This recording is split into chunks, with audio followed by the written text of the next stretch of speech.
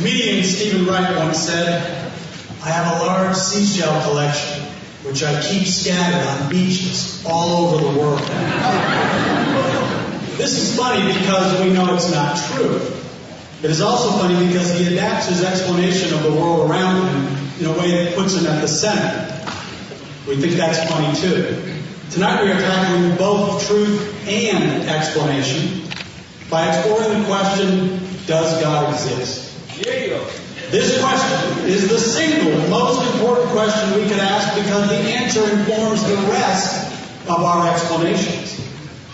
And because of its wide-ranging implications, it must remain a question that we can ask in the public sphere and in forums like the one we have here tonight. Linguist Alfred Korzybski once said, "There are two ways to slice easily through life, to believe everything or to doubt everything. Both ways save us from thinking." So tonight, you are called on to think. The cynics have no advantage over the naive tonight. You will also be called on to be civil, critical thinkers. It is our hope that tonight's debate may foster a wonderful internal dialogue within your mind. But please keep such dialogue internal,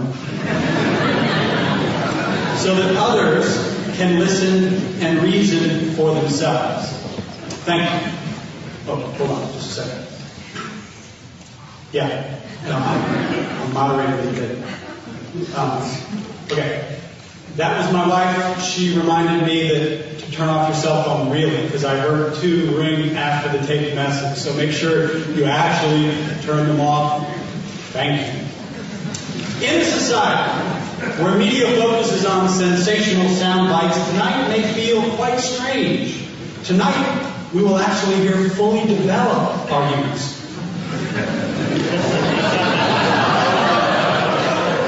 In the context of healthy debate. Here's the playbook for an argument. There's a claim, then there's support for that claim that we often call data, and then there are reasons that link the support to the claim, and these are often called warrants. These warrants come in the form of logics or theories or assumptions and the like, so listen for each part. And realize that debates are intended to highlight differences as well as common ground. Thus, we look for areas where the clash shows us key differences. But this clash ultimately should help good listeners clarify their thinking. Tonight's debaters are going to be introduced in alphabetical order. Arguing for the existence of God is William Lane Craig. William Lane Craig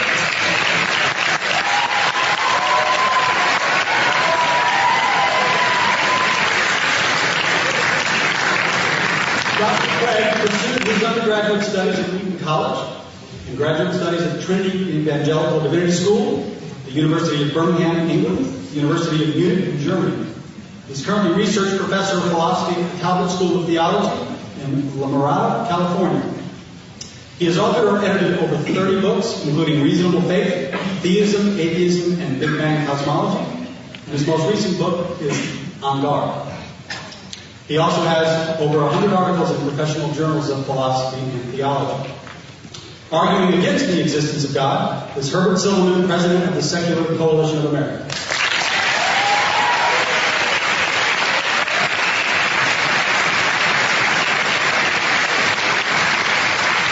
Dr. Silverman was born in Philadelphia and received his PhD in mathematics from Syracuse University and is distinguished professor of mathematics at the College of Charleston.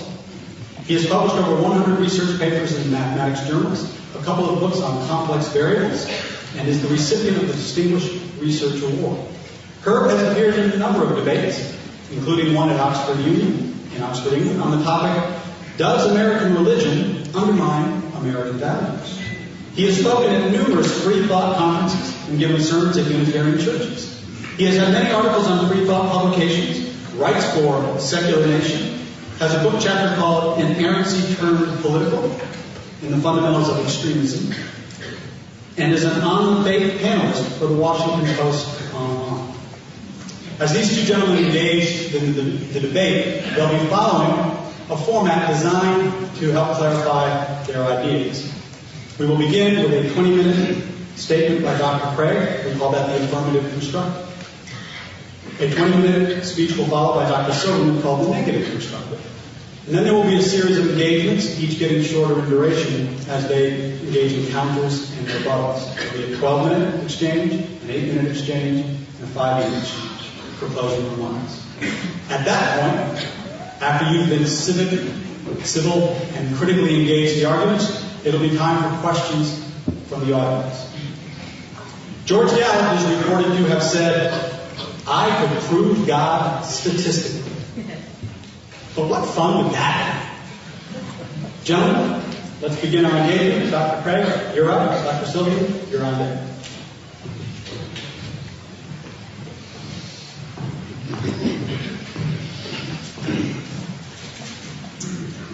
Good evening.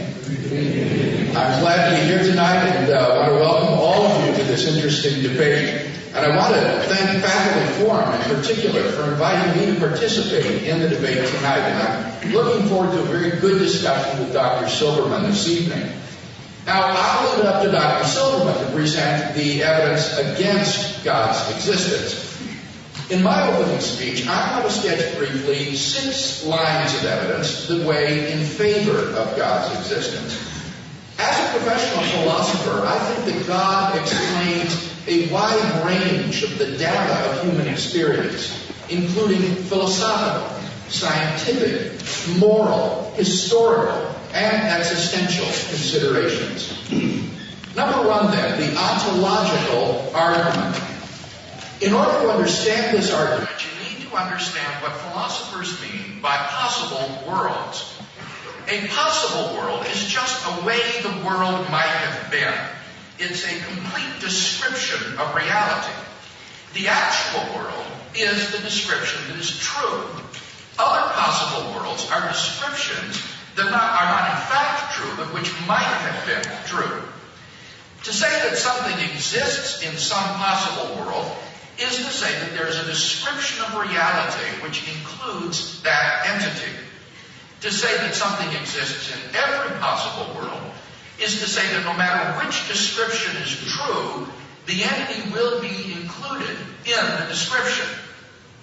Now, with that in mind, consider the ontological argument which was discovered by Anselm of Canterbury. God, Anselm observes, is by definition the greatest being conceivable. If you could conceive of anything greater than God, then that would be God.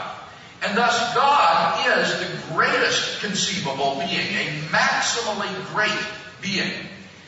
So what would such a being be like? Well, he would be all-powerful, all-knowing, and all-good, and he would exist in every logically possible world. A being which lacked any of those properties would not be maximally great. We could conceive of something greater. But what that implies is that if God's existence is even possible, then God must exist. For if a maximally great being exists in any possible world, he exists in all of them. That's part of what it means to be maximally great, to be all-powerful, all-knowing, and all-good in every logically possible world. So, if God's existence is even possible, then he exists in every logically possible world, and therefore in the actual world. We can summarize this argument as follows. Number 1, it is possible that a maximally great being, God, exists.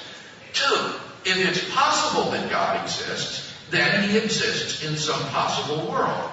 3, if God exists in some possible world, then he exists in every possible world. 4, if God exists in every possible world, then he exists in the actual world. 5, therefore, God exists in the actual world. 6, therefore, God exists. Now, it might surprise you to learn that steps 2 through 6 of this argument are relatively uncontroversial. Most philosophers agree that if God's existence is even possible, then he must exist. So the whole question is, premise one, is God's existence possible? Well, what do you think? The atheist has to maintain that it's impossible that God exists. He has to say that the concept of God is incoherent, like the idea of a married bachelor or a round square. But the problem is that the concept of God just doesn't appear to be incoherent in that way. The idea of a being which is all-powerful, all-knowing, and all-good in every possible world seems perfectly coherent. So, I'll just leave it to you. Do you think, as I do, that it's at least possible that God exists? If so, then it follows logically that God does exist. Argument number two, the argument from contingency. The deepest question of philosophy is, why does anything at all exist? Experience teaches that premise one, everything that exists has an explanation of its existence, either in its own nature or in an external cause. You see, anything that exists is either one of two types. The first type is something that exists necessarily by its own nature. Examples? Well, many mathematicians think that numbers and other abstract objects exist in this way. If such entities exist, they just exist necessarily, without any cause of their being. The other type is anything that has an external cause of its existence. Examples? Mountains, people, galaxies, planets. They have causes outside themselves which explain why they exist. Now, it's obvious in premise two, the universe exists, whereby the universe, I mean all of space-time reality, not just our observable portion of it. It therefore follows that the universe has an explanation of its existence. But what sort of explanation is it? Well, it seems plausible that three, if the universe has an explanation of its existence, that explanation is an external, transcendent, personal cause. Why? Because the cause must be greater than the universe. Think of the universe, all of space and time. So the cause of the universe must be beyond space and time. Therefore, it cannot be physical or material. Now, there are only two kinds of things that fit that description. Either abstract objects like numbers, or else an unembodied mind or consciousness. But abstract objects don't stand in causal relations. The number 7, for example, has no effect on anything. It therefore follows that number 4, the explanation of the universe is an external, transcendent, personal cause, which is what everybody means by God. Number 3, the cosmological argument. In one of the most startling developments of modern science, we now have pretty strong evidence that the universe is not eternal in the past, but had an absolute beginning about 14 billion years ago in a cataclysmic event known as the Big Bang. What makes the Big Bang so startling is that it represents the origin of the universe from literally nothing. For all matter and energy, even physical space and time themselves, came into being at the moment of the Big Bang. As the physicist P.C.W. Davies explains, the coming into being of the universe, as discussed in modern science, is not just a matter of imposing some sort of organization upon a previous incoherent state, but literally the coming into being of all physical things from nothing. This description holds not only for the standard Big Bang model, but also for quantum gravity models like that of the famous physicist Stephen Hawking. Thus, Hawking reports in his book, The Nature of Space and Time, almost everyone now believes that the universe and time itself had a beginning at the Big Bang. But then the inevitable question arises, why? Why did the universe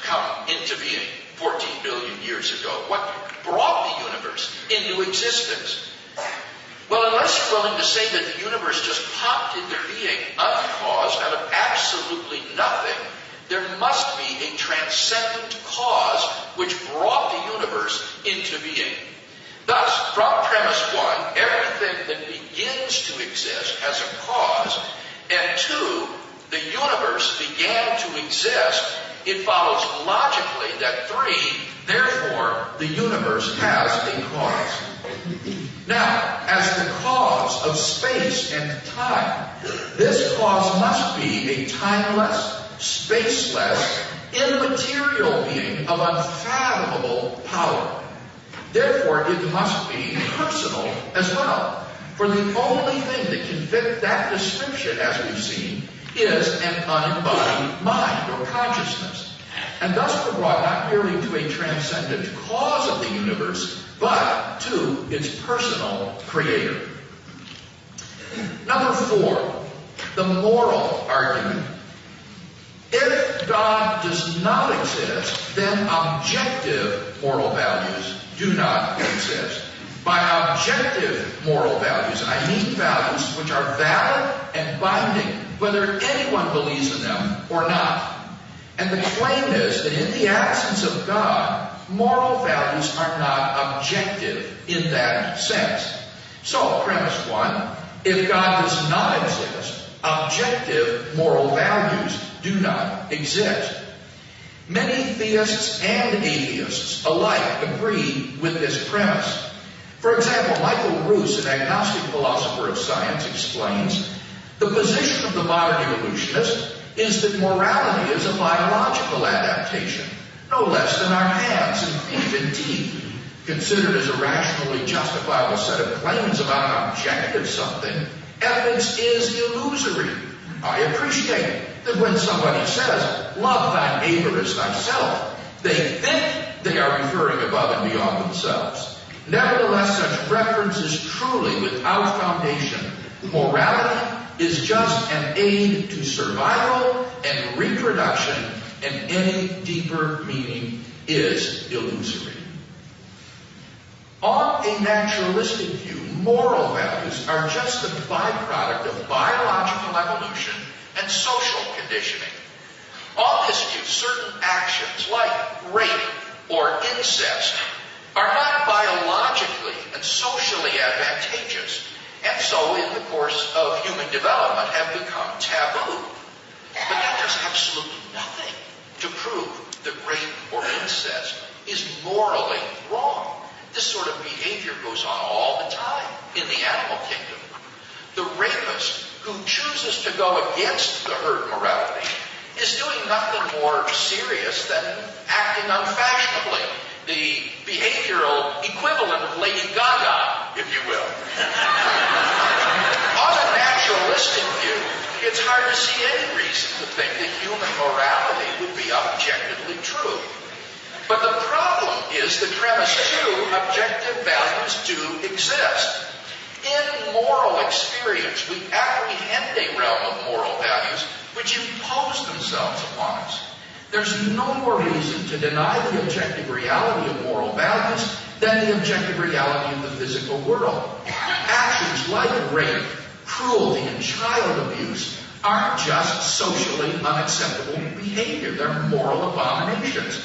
Michael Roos himself admits, and I quote, the man who says it is morally acceptable to rape little children is just as mistaken as the man who says 2 + 2 equals 5. Some things, at least, are really wrong. Similarly, love, equality, and self-sacrifice are really good. But then it follows logically and inescapably that 3, therefore, God exists. Number 5, the resurrection of Jesus.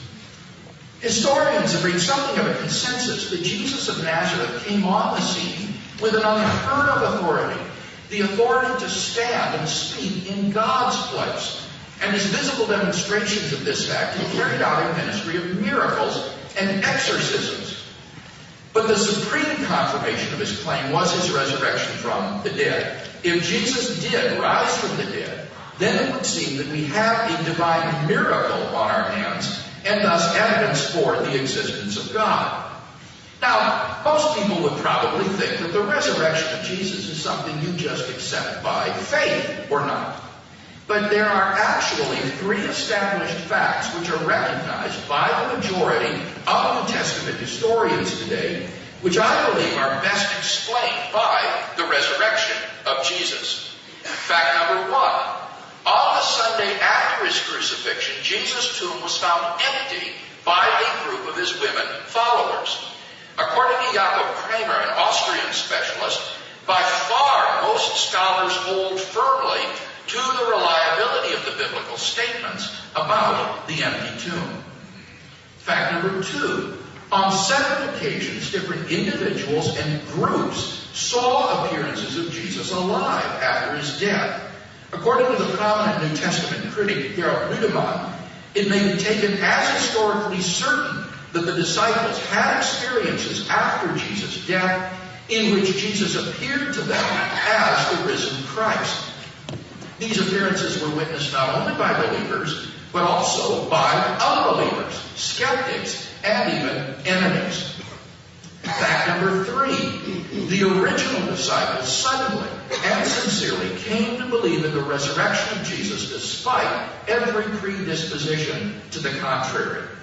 Jews had no belief in a defeated and dying Messiah, and Jewish beliefs about the afterlife precluded anyone's rising from the dead to glory and immortality before the end of the world.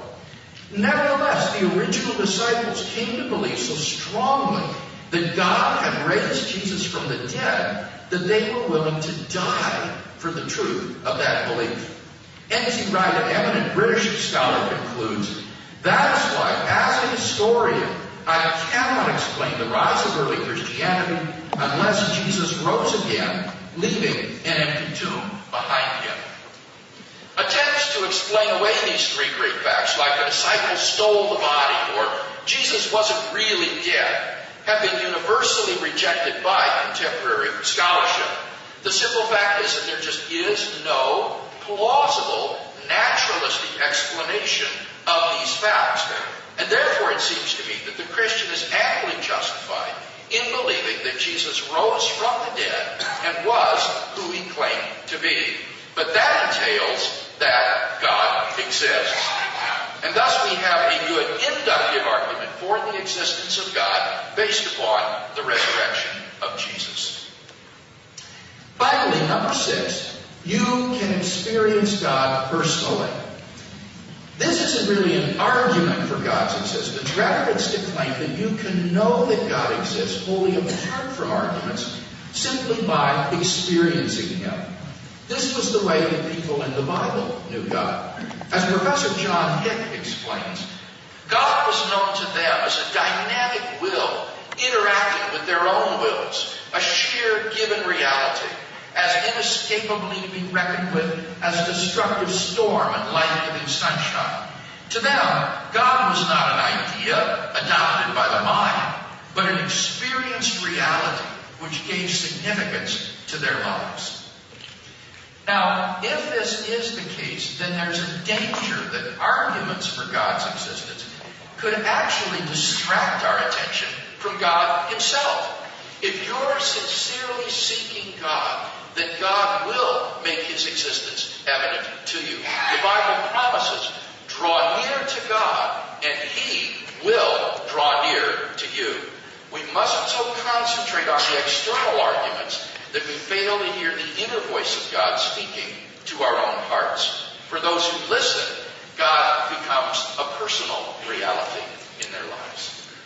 So, in conclusion then, we've seen 6 reasons to think that God exists. The ontological argument, the contingency argument, the cosmological argument, the moral argument, the argument from Jesus' resurrection, and the personal experience of God. If Dr. Silverman wants us to believe atheism instead, then he must first tear down all 6 of the reasons for God's existence that I presented, and then in their place erect a case of his own to show that atheism is true. Unless and until he does that, I think we should conclude that theism is the more plausible worldview.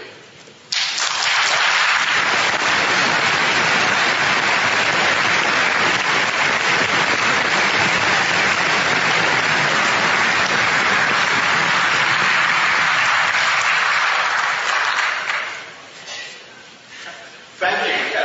This is the first time I've been in a formal debate about the existence of God, and it's quite an honor to be engaged with such a distinguished opponent as William Lane Craig. I've had informal discussions with friends on the topic, but I have to admit that I've sometimes lost. And here's why. When I've asked them what they meant by God, I've heard things like God is nature, or God is a potential within, or God is love. Well, I believe in nature, potential, and love, so I guess that made me a believer. However, I'm not ready to concede defeat here because Dr. Craig just spoke quite eloquently about a different kind of God, one I don't believe in. So when we talk about God tonight, I think we can restrict ourselves to Dr. Craig's God, the God of the Bible. It may surprise you to know that Dr. Craig and I are both atheists, with one tiny difference. You see, there are over 7,000 gods that people believe in, and Dr. Craig is an atheist with respect to all gods but one. I just don't make that one exception. So we agree about well over 99.9% of gods. I can't prove there aren't any gods. I just don't find credible evidence for believing. That's also why I don't believe in astrology or alien abduction by UFOs. Now, in this debate, I will counter the evidence that Dr. Craig presented in favor of his God, but I won't prove that his God does not exist. The person making a claim is responsible for providing evidence for it. No disproof is required to reject a claim. For instance, suppose I tell you that the universe was created just 10 minutes ago at 7:19 p.m., and that a supernatural being planted false memories in all of you. You can't disprove it, can you? But you don't believe me. You would rightly want evidence and would examine my evidence very carefully. You would be under no obligation to prove such a supernatural being does not exist. We can't prove that unicorns and leprechauns do not exist, but we still don't believe in them. The burden of proof is on those who assert a belief, not on those who deny it. Now, I'm willing to accept any faith claim Dr. Craig makes as a sincere expression of his personal beliefs and experience. But tonight's discussion is focused on actual evidence. Evidence about what to believe and evidence about how to conduct our lives based on those beliefs. I know I'm in the minority here in not believing in the Christian God or any other, so I should at least hypothesize about why so many do believe.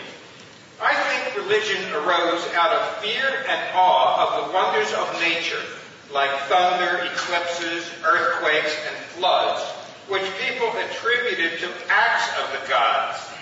The more we learn about the predictive value of science, the less we need to attribute natural phenomena to supernatural causes. Of course, there will always be mysteries, and we can either look for evidence to resolve them or simply say one of the gods did it. Such a response serves only to isolate the problem from rational discussion. Attributing to a god whatever is unknown is called the God of the gaps. That just passes the buck from one mystery to an even bigger mystery. Now, I certainly understand the appeal of religion. Fear of death can lead to a longing for an afterlife where we can be united forever with our loved ones in eternal bliss. Or perhaps we can come back reincarnated as a better person. But it's important to distinguish between the world as we know it and the world as we'd like it to be. Many believe they've had personal experiences with different gods, and that can be quite comforting. But with all the conflicting religious beliefs in the world, how do people choose the one true religion? As it turns out, there's a remarkable coincidence. The overwhelming majority choose the religion of their parents. Religious beliefs are learned, not discovered. I once learned to believe in the biblical God, Yahweh, not Jesus. Why? Because I was born into a Jewish family. Had I been born into a Christian family, I would likely have believed that Jesus is Lord. Most Asians are Buddhists. People from India are mainly Hindus. Saudi Arabians are Muslims. And here in the United States, we have mainly Christians. Religious belief seems to be based more on geography than on theology. With all the conflicting faith beliefs in the world, they can't all be right, but they can all be wrong. Science, on the other hand, doesn't rely on faith in divine revelations or interpretations of ancient books by religious authorities. Science does require a willingness to question assumptions critically and search for evidence until a consensus is reached. That's why scientific truths remain the same in Pakistan, the United States, Israel, or India, though their citizens may have very different religious beliefs. In my rebuttal, I'll specifically address Dr. Clayton's arguments for his God's existence. He gave a couple of empirical arguments, like the origin of the universe and its fine-tuning. He gave a philosophical arguments, the ontological argument. He gave a moral and ethical argument that we have objective morality, which can only come from God. He gave what he called a historical argument, the resurrection of Jesus. And he also gave a faith argument, his direct experience. Now, I can understand that Dr. Craig feels that he has experienced Jesus in his heart. But feelings and experiences need not be consistent with reality. Some people believe they've seen and conversed with the Blessed Virgin. Some people can remember past lives. Some people feel they've been kidnapped and had sex with space aliens. Some people have had a variety of psychic experiences. And many have felt the presence of Allah, Vishnu, Shiva, and numerous other gods that neither Dr. Craig nor I believe in. Why should we privilege one religious experience over another? To me, the most important issue Dr. Craig addressed was morality. Because whether we're believers or not, we're all trying to figure out the best and most moral way to conduct our lives. As an atheist, I don't believe in any gods. But that doesn't make me a non-believer. I believe in many things. I believe we can gain knowledge of the world through observation, experimentation, reading, and critical thinking. I believe we're part of a natural world, the result of unguided evolutionary change. I believe that ethical values are derived from human needs and interests and are tested and refined by experience. I believe that morality should be based on how our actions affect others. I believe that our creeds should not be more important than our deeds, and that our dogmas should never override our compassion for others. I don't think we should give credit to a deity for our accomplishments or blame satanic forces when we behave badly. I believe we should take responsibility for our actions.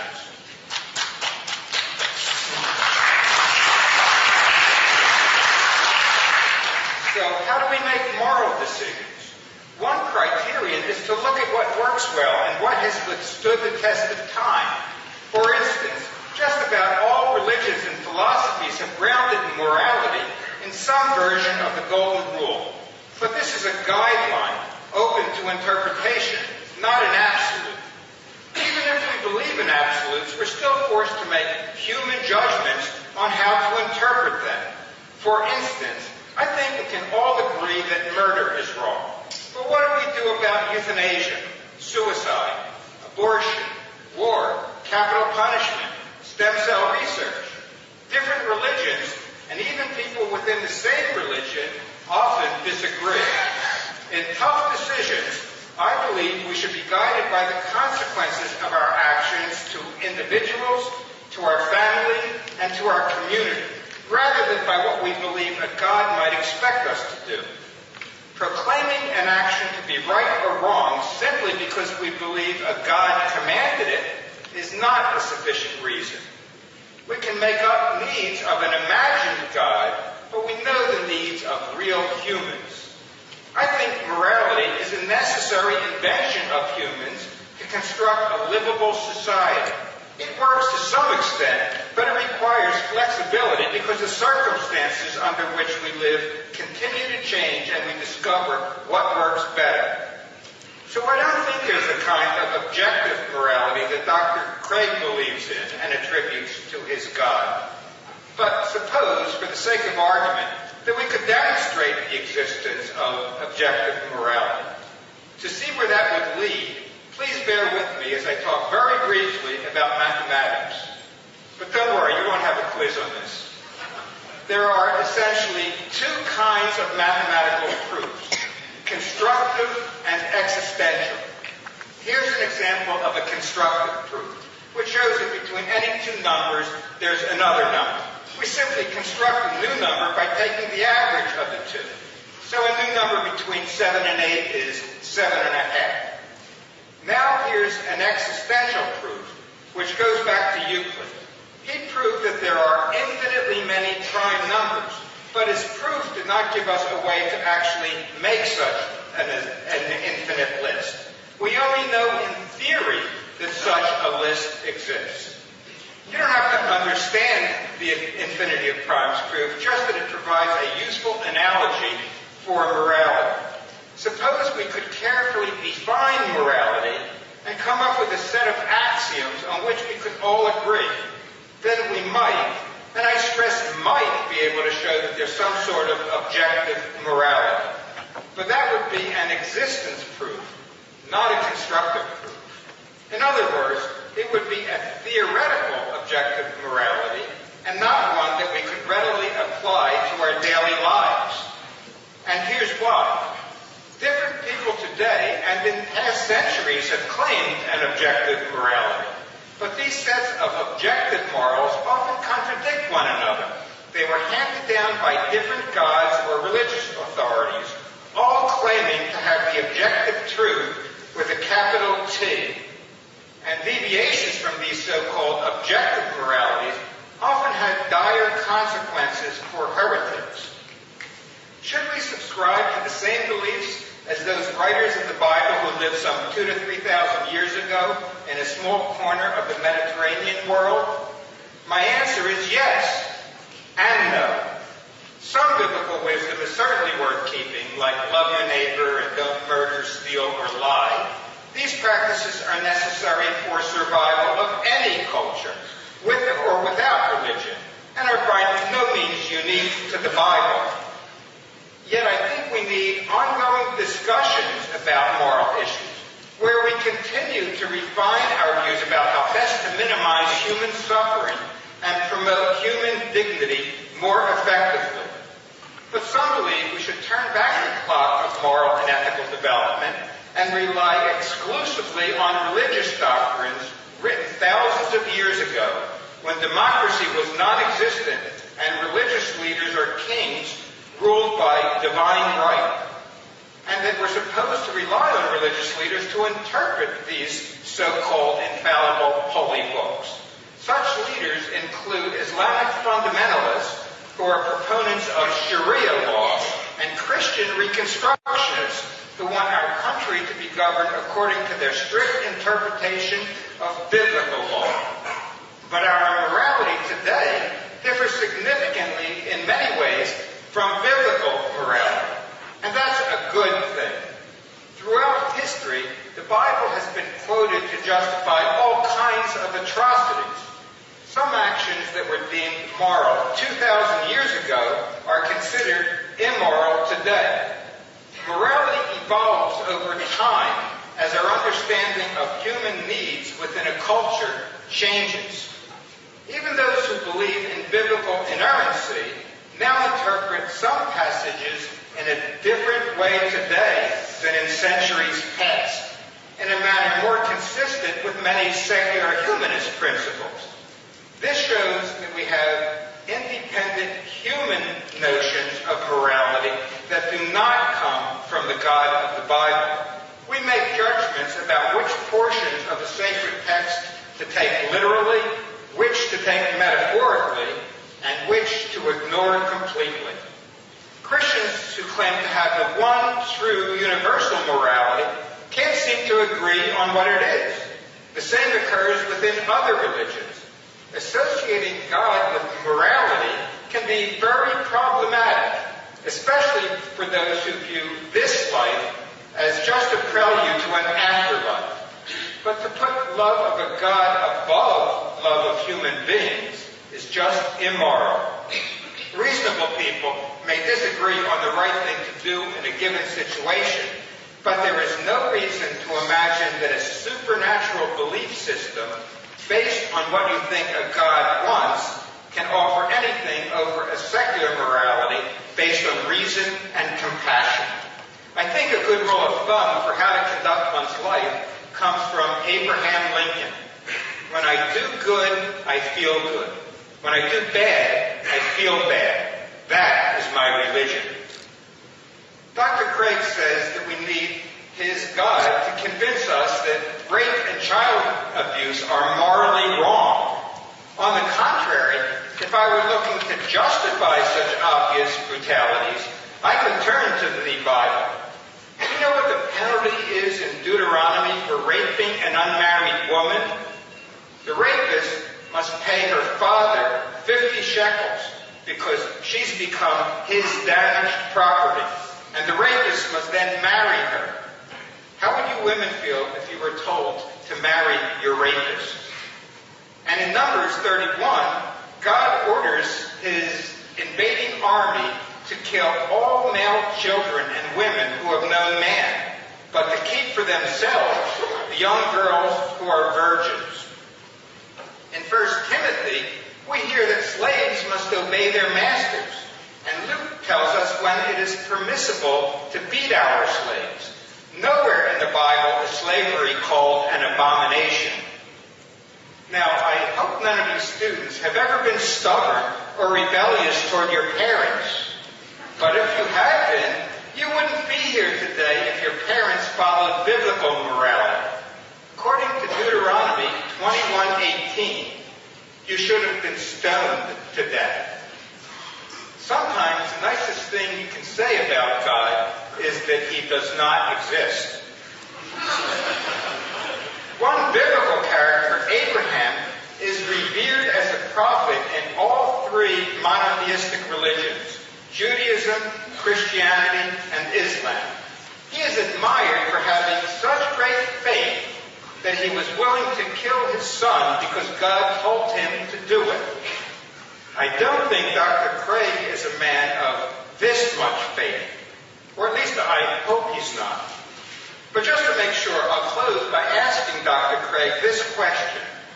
If God commanded you to kill a member of your family, or to kill me, would you do it? And depending on your answer, I might move a bit farther away from you.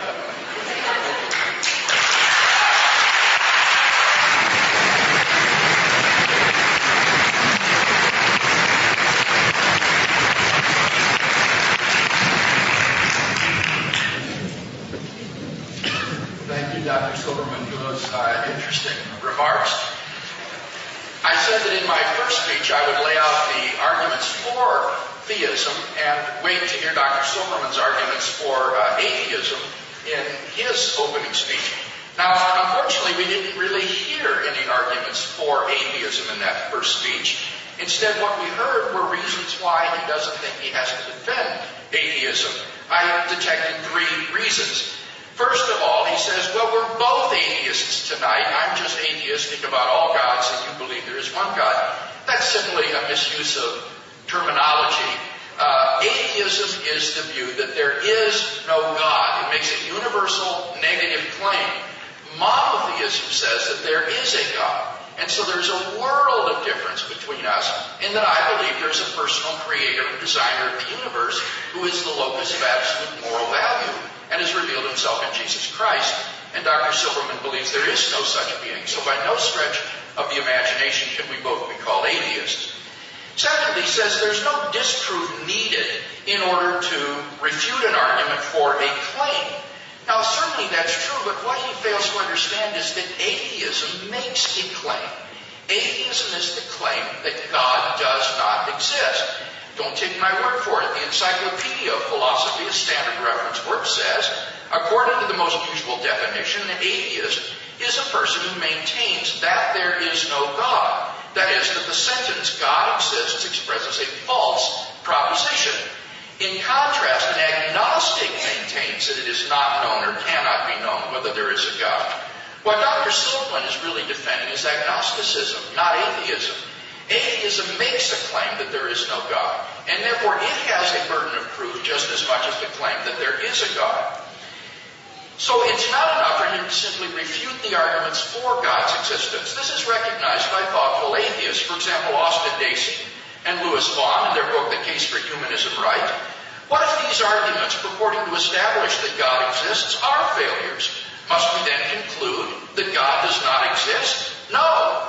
Lack of supporting reasons or evidence for a proposition does not show that the proposition is false. So I invite Dr. Silverman to come again and give us his reasons for thinking that the proposition that God exists is false, for thinking that God does not exist. In contrast to what he had to say, I think we've got good reasons for thinking that unicorns and leprechauns don't exist. But I'd like to hear some good reasons for thinking that God does not exist. Finally, the third point that he made in support of atheism was to ask about the origins of belief in God. And he suggests that it has origins in primitive societies and that people adopt in general the religion of their parents and their culture. This commits, ladies and gentlemen, what's known as the genetic fallacy. The genetic fallacy is attempting to invalidate or falsify a view by showing how the view originated. And that is clearly a philosophical fallacy. If you had been born in ancient Mesopotamia, you probably would have believed that the earth is flat.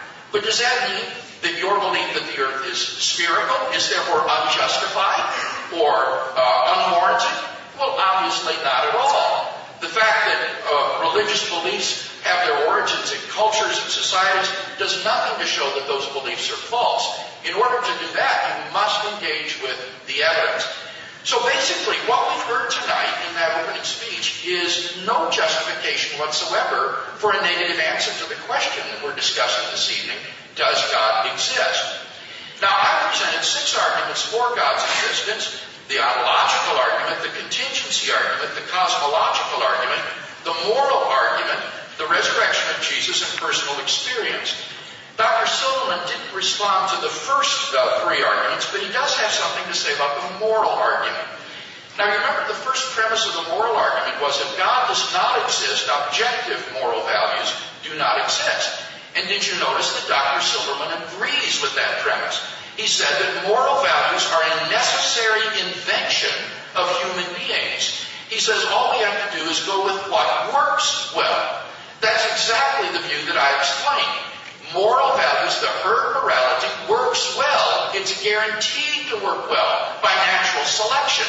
Natural selection has created this sort of herd morality in the human species because it's advantageous in the struggle for survival. But there's nothing about that that makes it valid and binding. I then turned to the second premise that objective moral values do exist. And here, inconsistently, Dr. Silverman agrees with this as well. He says we can all agree that murder is wrong. But you can't agree with that if you agree with the first premise that in the absence of God there are no objective moral values. Look at what happens in the animal kingdom. Richard Taylor, an eminent ethicist, says, he asks us to imagine what would happen about people living in a state of nature where one person steals another's goods and kills him. He says such actions, though injurious to their victims, are no more unjust or immoral than they would be if done by one animal to another. A hawk that seizes a fish from the sea kills it, but it does not murder it. And another hawk that seizes the fish from the talons of the first takes it, but does not steal it. For none of these things is forbidden. And exactly the same considerations apply to the people we are imagining. In a state of nature, whatever is right, and moral values are simply the socio-relative byproducts of biological and social evolution. The problem is, I think that sort of view is simply unconscionable. The fact is that objective moral values and duties, I think, do exist. John Healy, who was the director of Amnesty International, in a fundraising letter wrote this: I am writing to you today because I think you share my profound belief that there are indeed some moral absolutes when it comes to torture, to government-sanctioned murder, to disappearances. There are no lesser evils. These are outrages against all of us. I recently read a fascinating article in the Duke Law Journal by Arthur Allen Leff called Unspeakable Ethics, Unnatural Law. And what Leff is trying to find is a foundation, a non-arbitrary foundation for law and values if God does not exist. And what he argues is that if God does not exist, then any attempt to ground values is open to the playground retort, says who? And this is the remarkable conclusion to this article. This is what he concludes. All I can say is this: it looks as if we are all we have. Only if ethics were something unspeakable by us could law be unnatural and therefore unchallengeable. As things now stand, everything is up for grabs. Nevertheless, napalming babies is bad. Starving the poor is wicked. Buying and selling each other is depraved. There is in the world such a thing as evil. Altogether now, says who? God help us. And that's the end of the article. Clearly, in the absence of God, we are stuck in a world of moral nihilism in which none of those things can be condemned as morally evil. And yet I think all of us intuitively recognize the evil of those sorts of actions, from which it follows logically and necessarily that God exists. Now, Dr. Silverman raises a number of interesting questions about how do we know the content of objective values, how do we apply them in our lives, but that's not the topic in tonight's debate. Those are questions of moral epistemology. How do we come to know the good? Mine is a question of moral ontology. What is the foundation of the good in reality? We can talk at some other time about how we come to know the good. And philosophers have means of doing this. For example, Walter Sennett Armstrong, an ethicist from Dartmouth, says the most common way to choose among moral theories is to test how well they cohere with our intuitions or consider judgments about what is morally right and wrong about the nature or ideal of a person and about the purposes of morality. But that's not the question this evening. Before we can ask those questions, we need to ask more fundamental questions. Are there objective moral values? And I think that in the absence of God, Dr. Silverman agrees that they do not exist. Similarly, the points he raises about Old Testament laws and regulations, I think many of these were taken out of context, especially what he said about who. But in any case, they're irrelevant in tonight's debate. What would that prove, even if he were right? Would that prove that if God does not exist, objective moral values do not exist? Well, obviously not. Many atheists, he himself agrees with that first premise, regardless of Bible stories. Would it prove that the second premise, that objective values exist, is false? No, it would do nothing to disprove that. In fact, the whole point is, he says, we can see that it's objectively wrong to permit slavery and so forth. So what is this argument really relevant to? Well, what it's relevant to is it's a challenge to biblical inerrancy. It's an attack upon the claim that these Old Testament laws are really revealed by God. And that's not the subject of tonight's debate. I'm not interested in defending or talking about biblical inerrancy. Rather, what I'm arguing is that if we are to have a sound moral foundation for the values that we all recognize and hold dear, then we must have a transcendent foundation that transcends culture, society, and evolution. Otherwise, we are left with moral nihilism. Fifth, he didn't dispute the argument about the resurrection of Jesus. Finally, what about personal experience All I say here is that sometimes experiences can be in conflict with reality. Well, of course they can sometimes, but that's no reason to think that they are. Unless you have a defeater, a reason for thinking that your experience is illusory, you're perfectly rational to go on believing in what your experience tells you. His own example about the reality of the past illustrates that. You cannot prove the past wasn't created 10 minutes ago with built-in appearances of age. But in the absence of any defeater for your experience of the reality of the past, you're rational to believe in it. Similarly here, God is real to me. He changed my life. I am rational in believing in the existence of God unless and until Dr. Silverman can give us a defeater for that claim. Defeaters which have been noticeably absent in tonight's debate, as we heard no good arguments for atheism so far this evening. So, in sum, it seems to me that we've not heard any good arguments for atheism. We still have 6 very strong arguments for theism, and therefore I think that theism is the more plausible worldview.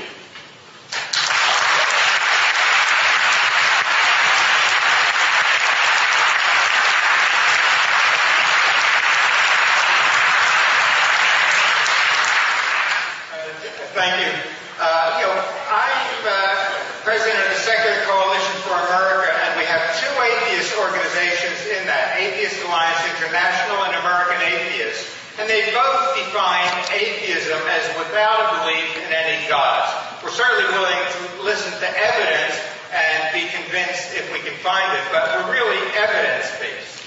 Now let me go through some of the rebuttals to Dr. Craig's arguments for the existence of God. Dr. Craig asks why there is something instead of nothing. Well, science can't answer this yet.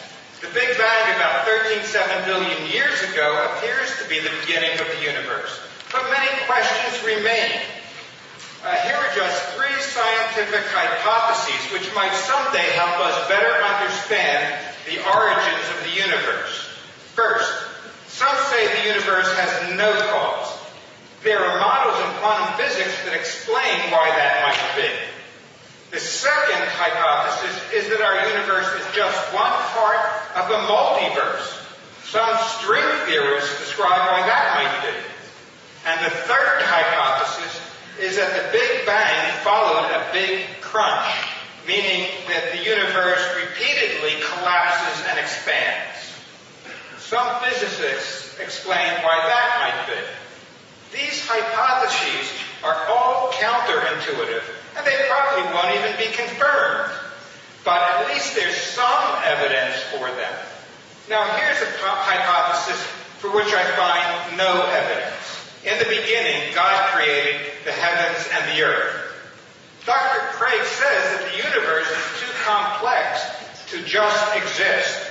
So it must have been created by an even more complex God who just exists. But if everything has a cause, then God must have one too. And if something does not, it might as well be the universe. The French mathematician and astronomer Laplace did groundbreaking work in proving the stability of the solar system. The Emperor Napoleon asked Laplace why he did not mention a creator, and Laplace said, "I have no need for that hypothesis."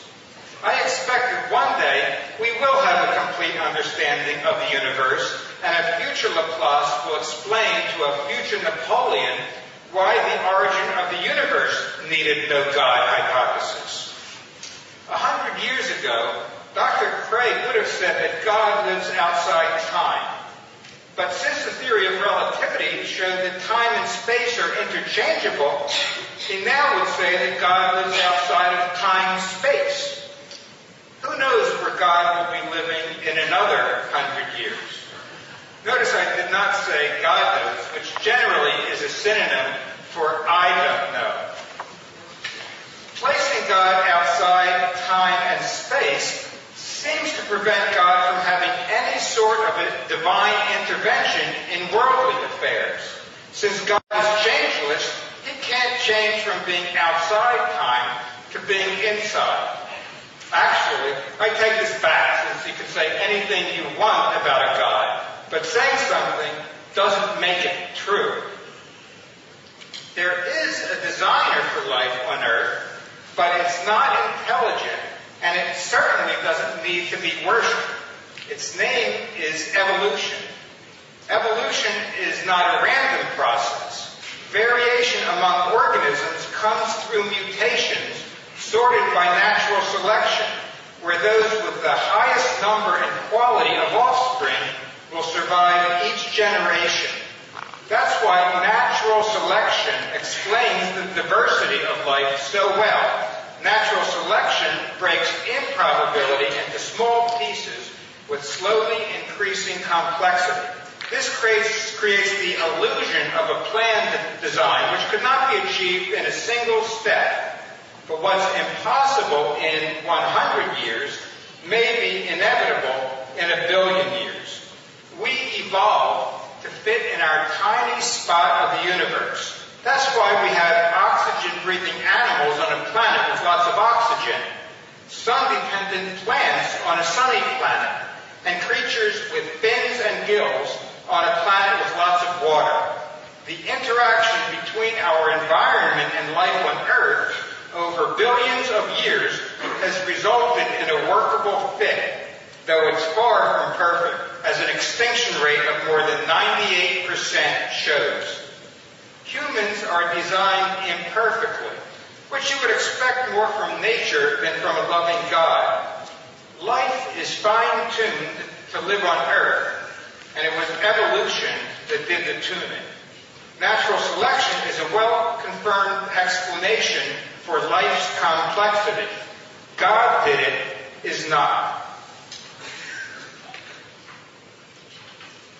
As for morality, Dr. Craig seems to have gone back from the morality of the Bible. He still maintains there's an objective morality, and I said, I don't know really if there is or not. I know we learned from our experience, and he and I agree that evolution plays a considerable role in how we improve in our way of acting in moral ways. For instance, even with chimpanzees, they now are, we think, shaped in their behavior as much as with their eyeballs. And individuals, for instance, among chimpanzees who share food and as a result have more food shared with them, are likely to out-reproduce those who care only about themselves. And then after a sufficient number of generations, species might become genetically programmed to share. Natural selection may not have specified moral rules and values, but it could have provided us with a psychological makeup that takes the interests of the entire community into account, which is the essence of human morality. Now, Dr. Craig gave an ontological argument that he can conceive of a God, and therefore God must exist. Well, I can conceive of a unicorn, but that doesn't mean that a unicorn exists. We could use this line of reasoning to prove that any figment of our imagination exists. In fact, I can conceive of a largest negative number and still prove that none exists. Just divide the number by 2 and you get a larger negative number. So I can conceive of something that I can actually prove does not exist. And I can conceive of many gods, but that doesn't mean that any of them exists. Now, about the belief in the resurrection of Jesus. Resurrection stories were popular at the time of Jesus. Associating Jesus with previously resurrected gods like Osiris and Romulus would not have been difficult. It's common for a new religious movement to adapt the current ideas to suit the new religion. So one of the most effective ways for Christians to convert others would have been to convince them that Jesus was also raised from the dead. Not one sentence in the New Testament was written by anyone who had met Jesus. The Gospels were written 35 65 years after his death, and the stories disagree on essential details, including the number of angels or people present at the empty tomb and the sequence of events. Such testimony would be thrown out of any court by today's legal standards. One may accept such stories on faith, but I see no credible evidence to believe that the gospel truth is true. Further, there is no independent confirmation of the resurrection from non-biblical sources, not from pagan or Jewish writers of that era. And Jesus wasn't the only New Testament figure to rise from the grave around that time.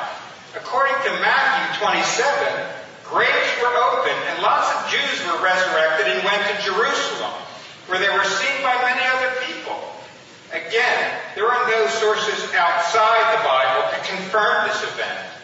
We would have expected to hear something from the resurrected and their relatives, like what it's like being dead, how long they stayed in Jerusalem, and whether they returned to their graves. These are things that inquiring minds would have wanted to know. A more likely explanation is that early Christians simply invented resurrection stories to conform to previous religious beliefs. With billions of non-Christians in the world, why wouldn't a merciful God who wants all humans to be saved not provide clear information and evidence for his resurrection, when this belief is supposedly necessary for salvation? Why didn't Jesus appear more prominently after his death, instead of mainly to his small band of followers? Dr. Craig cites New Testament scholars who claim the physical resurrection of Jesus was an historical event. But these New Testament scholars are religious believers, not historians. According to Alan Siegel, professor of religion at Barnard College, secular historians cannot find any credible evidence for a resurrection.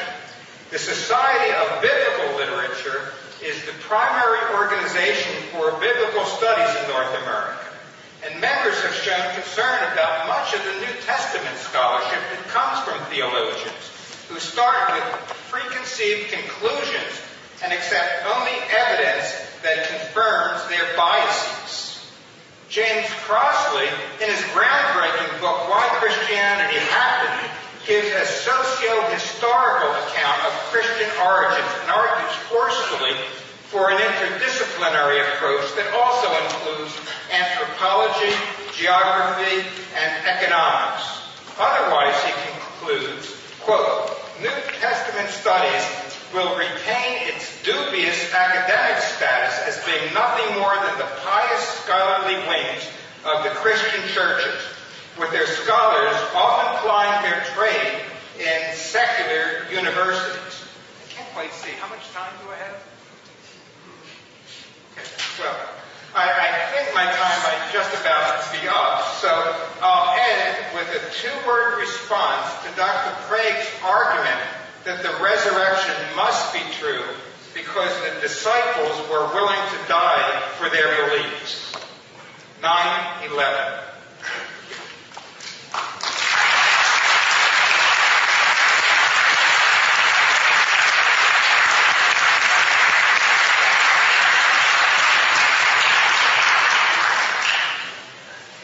Well, did you notice that we still haven't heard any arguments or evidence to show that atheism is true?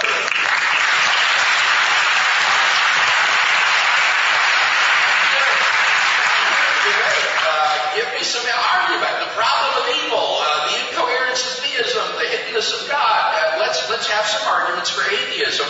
Instead of the last speech, he says, no, atheism is just the lack of belief in God. That is not what atheism is, and I would challenge him to show me any philosophical dictionary or encyclopedia that so defines atheism.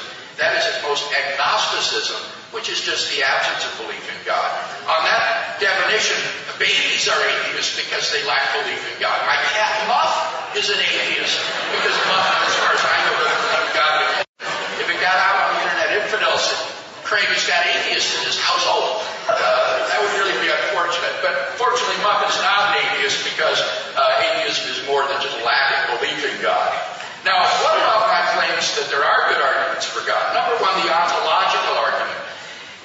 Silverman attempted to parody the argument, says you can conceive of anything, that doesn't mean that it exists.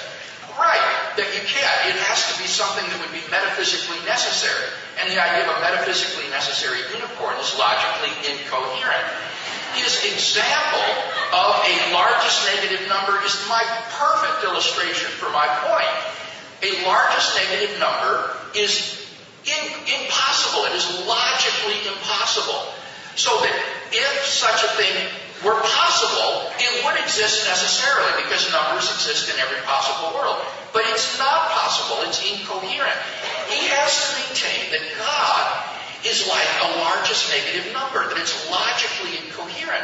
But it's not. It's a perfectly coherent idea, from which it follows that if God's existence is possible, then like numbers, he will exist in every possible world and therefore exist necessarily.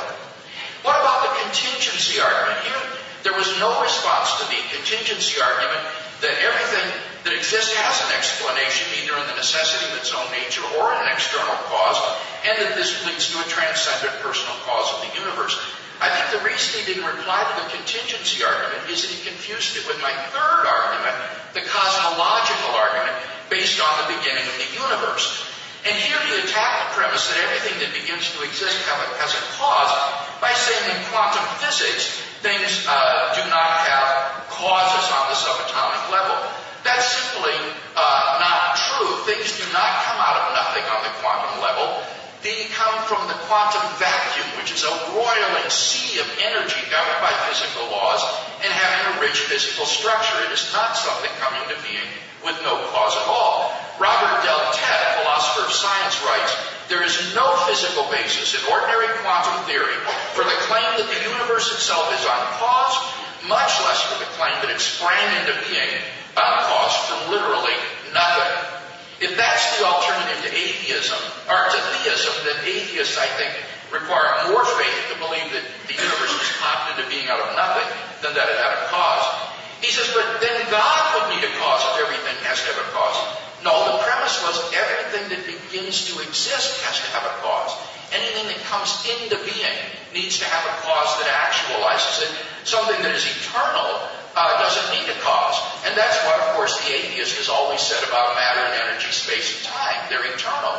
But now, in light of modern cosmology, that's untenable. The universe began to exist.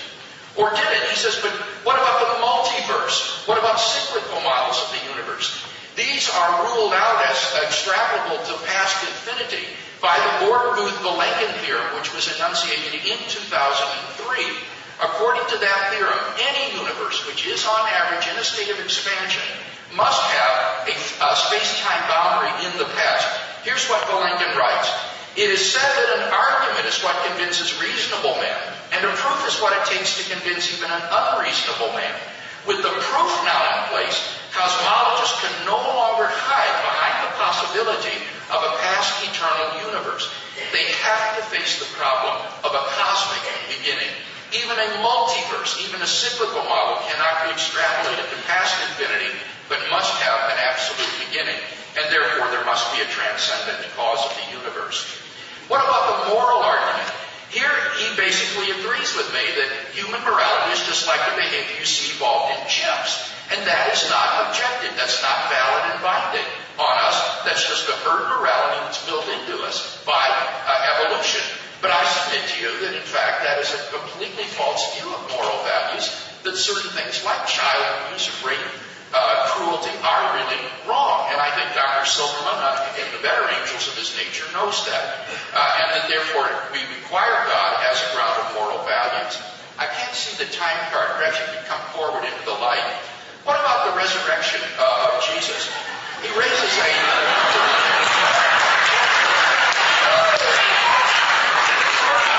What about the inconsistencies in the narrative? Can you come forward, please? I can't see the time card. What about the inconsistencies? Well, these are common in historical narratives, and my case is based upon those core facts, those three core facts that aren't agreed upon by the majority of historians today. He says, well, perhaps these are from myths of pagan deities.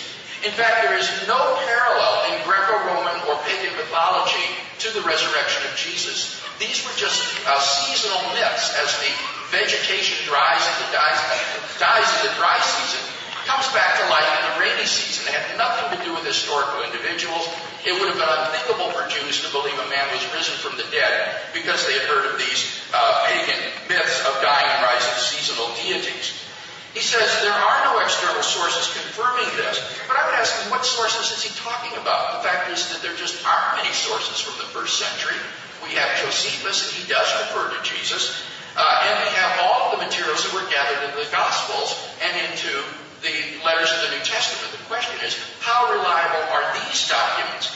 And here he really does a broadside against New Testament scholarship, saying that these scholars are biased and can't be trusted. I beg to differ. R.G. France has said, at the level of their historical and literary character, we have good reason to trust the Gospels. Ancient historians have sometimes commented that the degree of skepticism with which New Testament scholars approach their sources is far greater than would be thought justified in any other branch of ancient history. Indeed, many ancient historians would count themselves fortunate to have 4 such responsible accounts written within a generation or 2 of the events and preserved in such a wealth of manuscript evidence.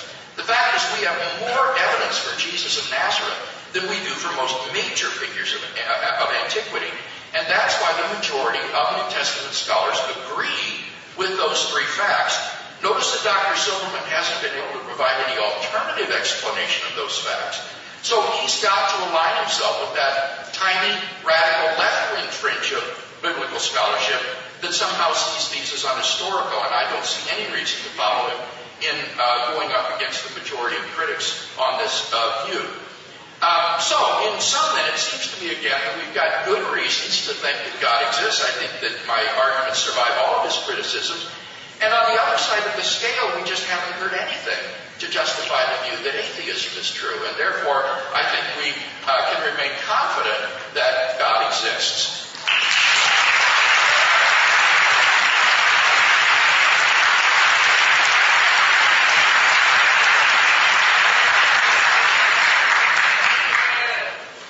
Once again, in saying that I don't believe in any God because I don't have evidence, that doesn't mean I have to accept as true something that I also see so little evidence that just because I can't with 100% certainty prove that no gods exist.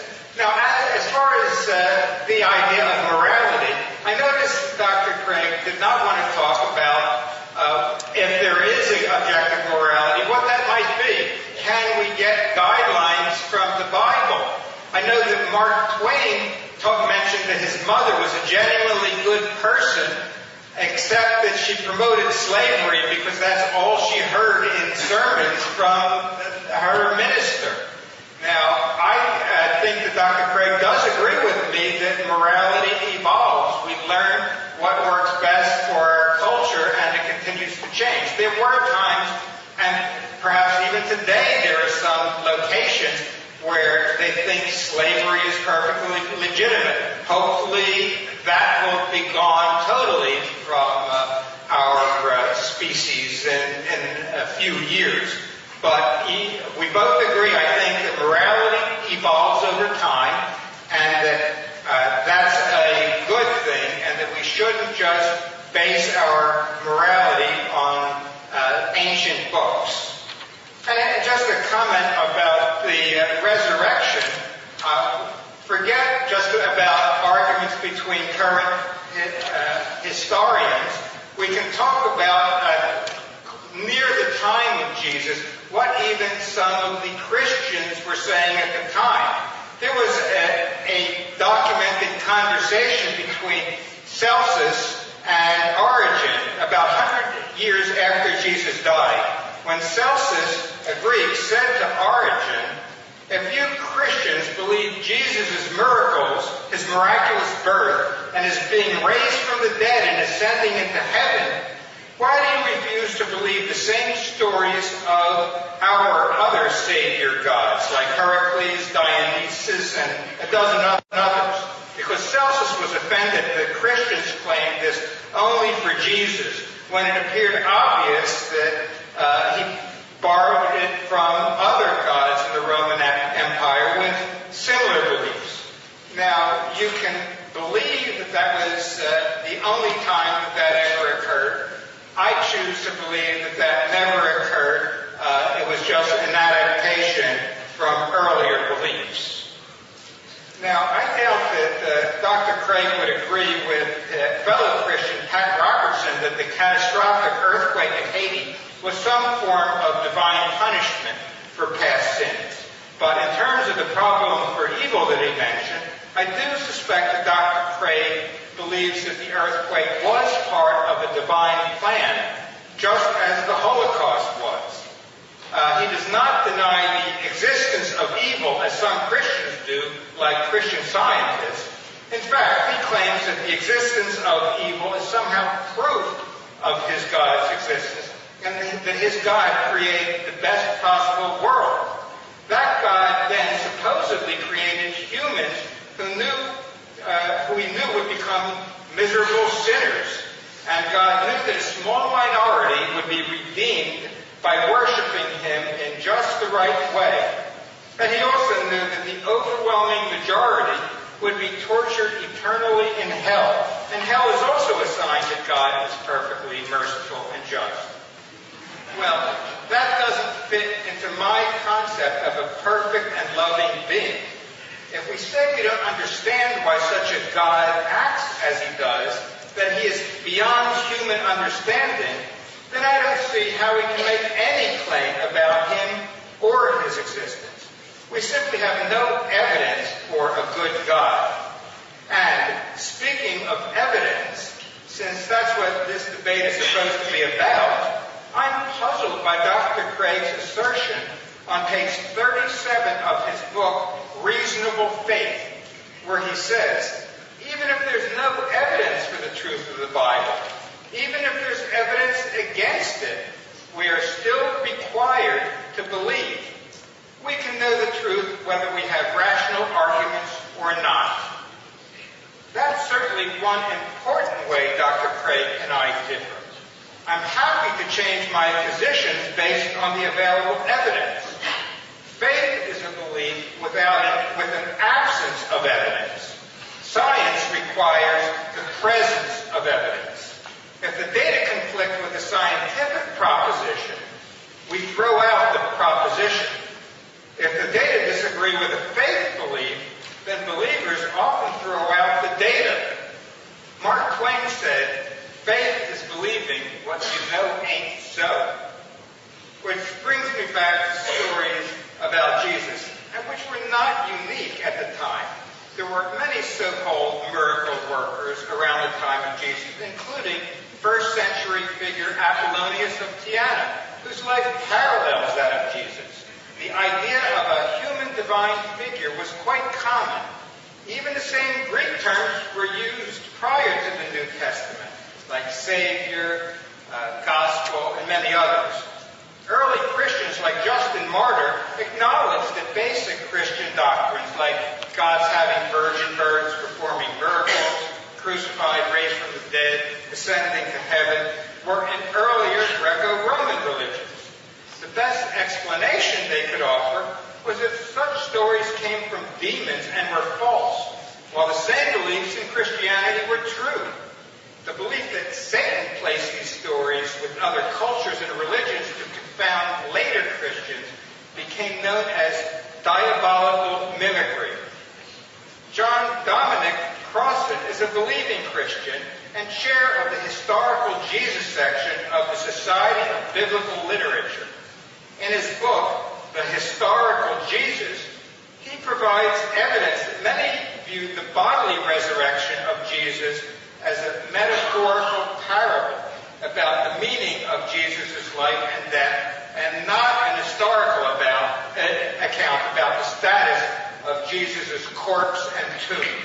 Crossan, as well as many other Christians, does not believe there was ever a bodily resurrection. For a still different Christian view, did you know that after Jesus died, but before he went to heaven, Jesus stopped in the United States? We know this because the story was chiseled on gold plates and buried in Palmyra, New York. In 1827, The angel Moroni led Joseph Smith to the gold plates and a magic stone. When Smith put the magic stone into his hat and buried his face in the hat, he was able to translate the gold plates from Egyptian hieroglyphics into English. Now, does the rise and growth of Mormonism mean that the Book of Mormon is true? Mormons say they are Christians. Do you think they are? And do you believe this story? Can you disprove it? All the competing and contradictory claims for thousands of gods by billions of people throughout history only says one thing. We are capable of believing just about anything. Most believers are hoping to achieve some form of eternal bliss. And for those who, like Dr. Craig, believe in a traditional Christian concept of heaven and hell, here are just some final questions for you to think about. Will you really be happy in heaven, knowing that some of your loved ones are suffering in hell? Does it seem moral to sentence people to eternal damnation because they follow the religious traditions of their families or because of a mistake in theology?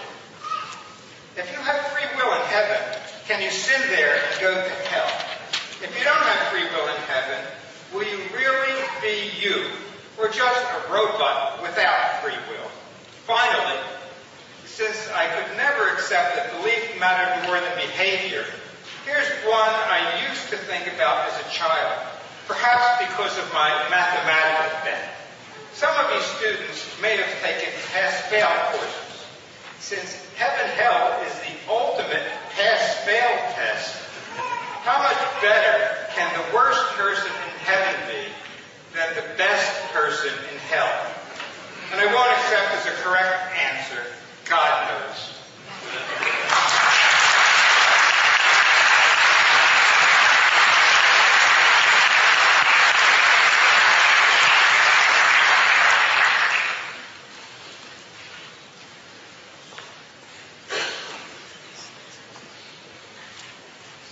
In my final speech, I'd like to draw together some of the threads in tonight's debate and see if we can come to some conclusions. First, have we heard any good reasons tonight to think that atheism is true? I don't think that we have. At best, we have agnosticism on that side of the scale. So if there is any weight to the arguments that I present tonight, it tips the scale decisively in favor of theism. Now, in his last speech, Dr. Silverman asked a number of theological questions that aren't relevant to tonight's debate, and which I'll be happy to address in the Q&A period if you'd like to. But I do want to just note one thing, is that the complete misunderstanding of what Christianity is that those questions evince. The worst person in heaven isn't better than the best person in hell. You don't get to heaven by being a good person.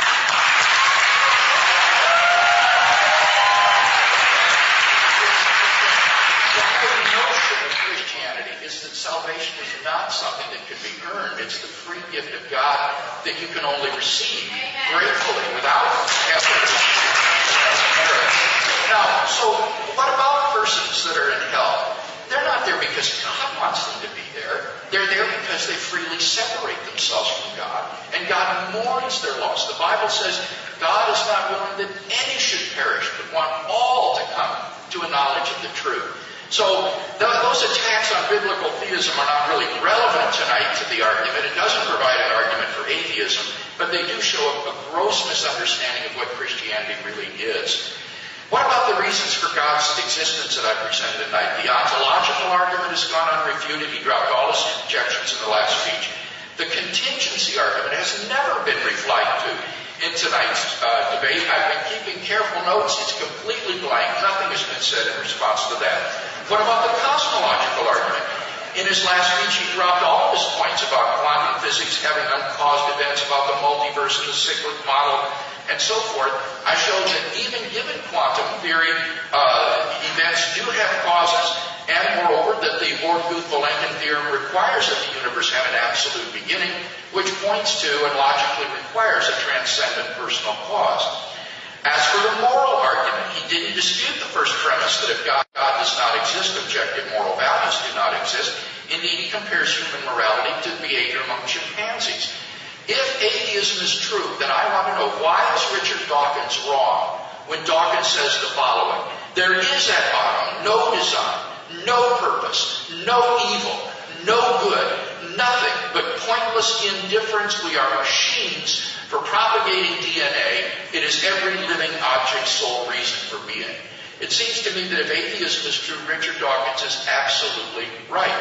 But I think Dr. Silverman, like the rest of us, recognize that objective values do exist, and that necessitates and implies the existence of God. He says Dr. Craig hasn't talked about guidelines for morality from the Bible. That's right, because that, as I said, is a matter of moral epistemology, not a question of moral ontology. And it is the ontological question that we're asking tonight.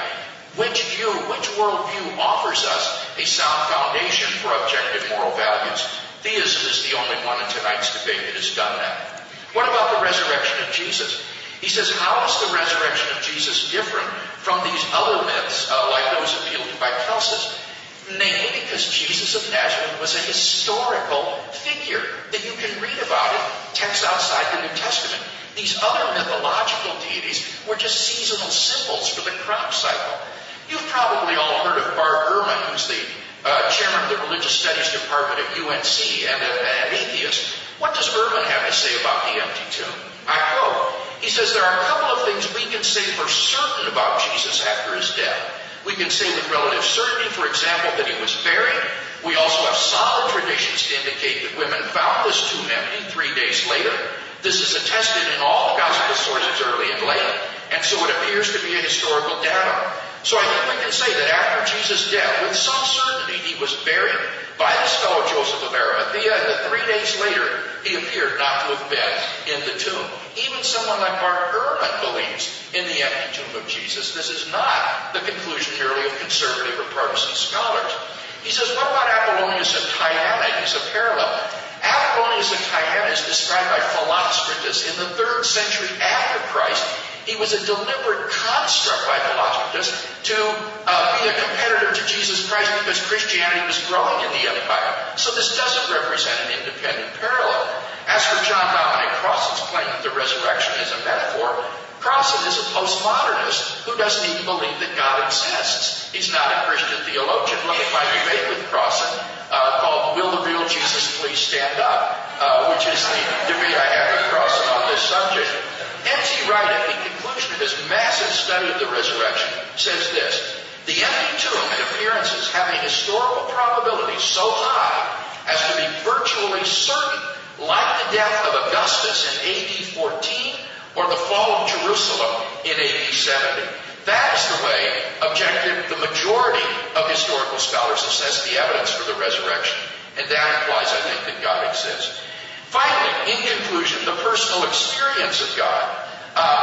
He says, well, you say you can know that God exists without any arguments, and that's irrational. Not at all. I'm saying that on the basis of personal experience, in the absence of some reason to think that that experience is delusory, I'm perfectly rational in believing in God on the basis of his reality in my life. And I believe this is a reality that you can find as well if you will seek for him with an open mind and with an open heart. Thank you.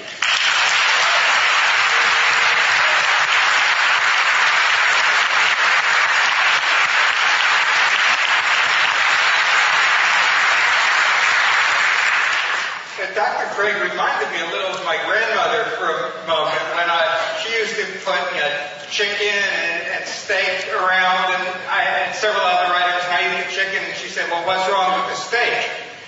Because there's only a limited time to respond to all of the arguments shown, but it's still, the argument that he seems to be making is that if I'm arguing for agnosticism, that we can't prove that there's no God, even though I find no credible evidence for it, then we should turn to theism. So I assume that Dr. Craig has now become a Mormon.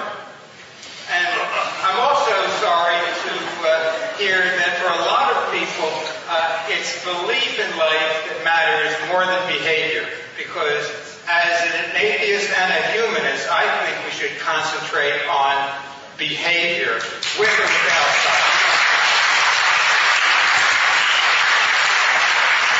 So I would like to thank everyone here, especially Dr. Craig, for ignoring the words of the Apostle Paul in 2 Corinthians 6:14.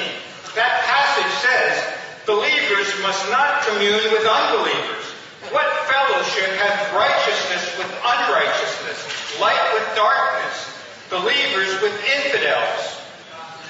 And this infidel thanks all of you for being here and participating. Now, if I told you I had a copy of a letter written by George Washington at Valley Forge in 1777 that said, send more troops, you might believe me because that sounds reasonable. But you would be considerably more skeptical if I told you that George Washington's letter said, buy Microsoft stock in 1986. Carl Sagan said, extraordinary claims require extraordinary evidence, which is why you would not believe my George Washington Microsoft story.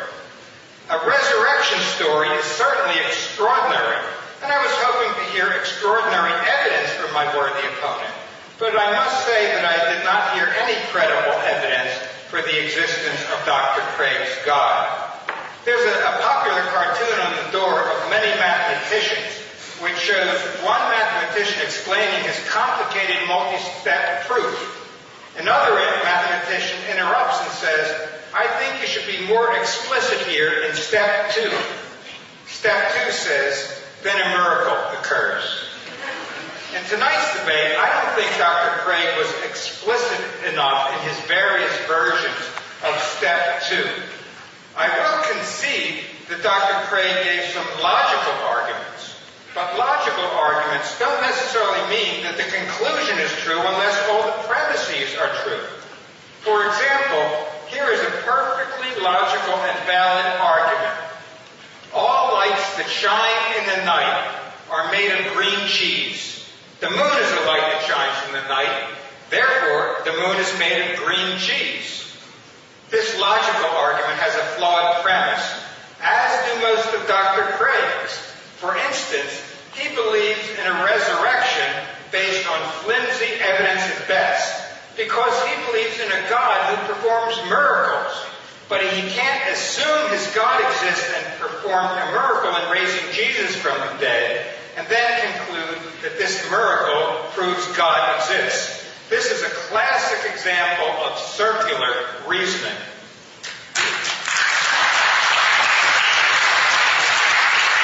The only argument from Dr. Craig that I do not dispute is that he is sincere in believing that he opened his heart to Jesus and Jesus entered. I think this personal and moving testimony is the evidence most meaningful and convincing to Dr. Craig, from which all his other arguments follow. But there are people just as convinced of their evidence for different religious beliefs. However personally meaningful such stories are, I don't accept them as evidence for the existence of any gods. I certainly enjoyed tonight's exchange of ideas, and I hope all of you did too. But regardless of anyone's opinion of tonight's debate, I can objectively say that I have been more successful than a 13th century rabbi was in a debate with a knight. The knight began by asking the rabbi if he believed the Virgin Mary was the Mother of God. When the rabbi said no, the knight quickly defeated his opponent by beating the rabbi and knocking him out. King Louis IX praised the knight, saying, quote, a layman, as soon as he hears the Christian faith being maligned, should defend it by the sword, with a good thrust in the belly as far as the sword will go.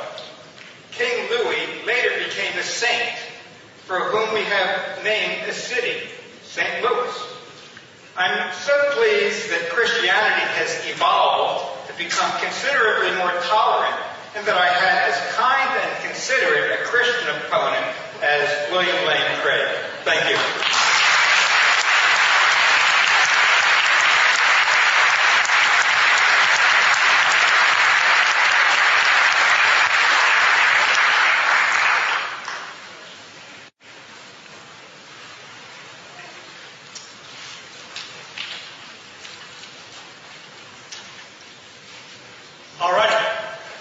give them another round of applause.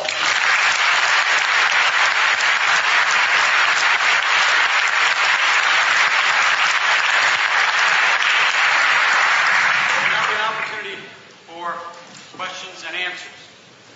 There was one microphone on one aisle for the questions addressed to Dr. Craig. The other microphone for the other aisle is for questions addressed to Dr. Silverman. When I get finished in just a second, you'll have a chance to line up at the appropriate microphone, and then we'll take alternating questions. Let me give you some rules. I don't know about the ontological status of these rules, but they will certainly help us be more efficient. Those with questions will have 30 seconds to state your question. Do not use this time for a speech. The speaker will then have 2 minutes to respond, and then the other speaker will be given an opportunity for a 1-minute counter response. Gentlemen, I will be politely assertive in enforcing these time limits so that we can get to as many questions as possible. Now remember, you might be precious in the eyes of God, or not. But we are here to hear predominantly from our esteemed experts. So please ask your question humbly, concisely, and then look forward to an intelligent and insightful answer. If you would politely proceed to the microphones, we will begin with questions and answers. And since we started the debate with Dr. Craig, we'll begin with the first question to Dr. Craig. Dr. Craig, my name is John Flynn. I'm a student here. I know you're a philosopher, so you probably have familiarity with this question. Talk a little more slowly and distinctly. I'm getting a little echo, so... Fair enough. I know you're a philosopher, so I'm sure you're probably familiar with the Euthyphro problem. Whether or not this concerns the objective good, is what God commands good, or is it good because God commands it? So this puts a little bit of a dilemma. If there is objective morality, it puts it above God, but nothing is above God, which is a bit of a contradiction in most. I can't understand the question. Is it the Lucifer question? No. I'll understand. I'm the Euthyphro problem. Oh, okay. Is something good because God commands it, right, or does God commanding it make it good? Okay, he's got it. Let's hear his response. Thank you. Okay. This is a classic question. Is something good because God wills it, or does God will something because it's good? And my answer, and the answer I think of most Christian philosophers today, is that it's a false dilemma. Those are not the only two alternatives. That is not a dilemma of the form A or not A. That's a form of the dilemma of A or B, and it's possible there's another answer, C. And I think there is another answer, namely that God wills something because He is good. That is to say, the good is the very nature of God Himself. God by nature is loving, kind, fair, compassionate, just, and so forth. And it is His nature that determines what is good. And so objective moral values are rooted in the very essential nature of God Himself. This nature then expresses itself toward us in the form of divine commandments, which then constitute our moral duties. So our duties are based upon God's commandments, but those commandments are not arbitrary. They are necessary reflections of God's essential nature, which is definitive of the good. You have 1 minute. Well, again, it sounds to me like saying God is good, so whatever happens, happens. He probably willed the Holocaust. If He told you to kill someone just like He told Abraham, that would also be acceptable. Well, I would rather pit my morals against the morals that people think their gods tell them to perform, and especially when there are in ancient books that are outmoded. And Dr. Craig mentioned the commandments. Well, even the 10th commandment among the top 10 are don't covet your neighbor's wife, slaves, oxen, and any other property of your neighbor. Now, this was at a time when wives and slaves were legitimate property that you should not covet of your neighbor.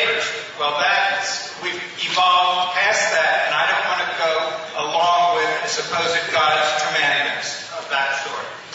Thank you. All right, our next question will come from Dr. Silverman's microphone. Hello, my name is Joe. I just had a quick question, which I didn't want to be quick. Because that's why I came here tonight, was to hear the two sides. But if I were to meet you on the street, because I don't feel I got a definitive answer, first of all, are you an atheist or an agnostic? And why are you what you are, not why am I not a Christian or not a Buddhist or not this, but why are you one of those two specifically? What would you tell me if I teach me how to do what you do? Okay, thank you. Okay, well, I used to be an agnostic, and then I converted. I didn't have any metaphysical change. I just heard a different definition. I used to think, as a mathematician, I can't prove whether there is or God in a mathematical way, so I called myself an atheist. When I started hearing what atheists define themselves to be as someone without a belief in any gods, then I said, okay, I'm an atheist. Just like we can't believe in the existence of many different gods, but to me, I think of myself as more as evidence-based. I accept things for which I have sufficient evidence, otherwise I don't accept them, and I look for ethical and moral ways to live my life, and that to me is more important than just this philosophical issue about whether there's a God. Even if there were, it would not be a God that would tell me how I should behave. I could look at one ancient book, I could look at many other ancient books, and I think, hey, these books were written by people who thought there was a flat earth with the earth standing still and the sun rotating around the sun, and one day having the sun stop so that Joshua could kill the inhabitants of the city. I could try to make sense of that, or I can just say, I'm an atheist without a belief in any gods. I can call myself an agnostic in saying I don't know, but I also can call myself a humanist who can be good without God. And I have no God beliefs, and to me the important thing is how we conduct our lives, not what our professed religious beliefs are. 1 minute to respond. Atheism is just as much a claim as is theism. Theism is to claim God exists. Atheism is to claim God does not exist. And therefore, anyone who makes a claim has a burden of proof to support their claim. And the reason that atheists retreat to this position of saying, well, it's just the absence of belief in God, is because they can't shoulder their share of the burden of proof. They don't have any good arguments for atheism. But atheism is not simply the absence of God belief. What that turns atheism into is a psychological state. It's just a psychological state. And as such, it's neither true nor false. It makes no claims. It's nothing. And it's a psychological state, as I say, that characterizes babies and even pets. So that trivializes atheism, quite honestly. We're here not to talk about a triviality. We're here to talk about, is there a God? Does God exist or does he not exist? And a serious atheist will give some good arguments to think that God does not exist. All right, we have another question. I was confused as to, in the ontological argument, you said that God was all-powerful and all good. Yes. In the objective moral value argument, you said that there is a set moral code for everyone that is true.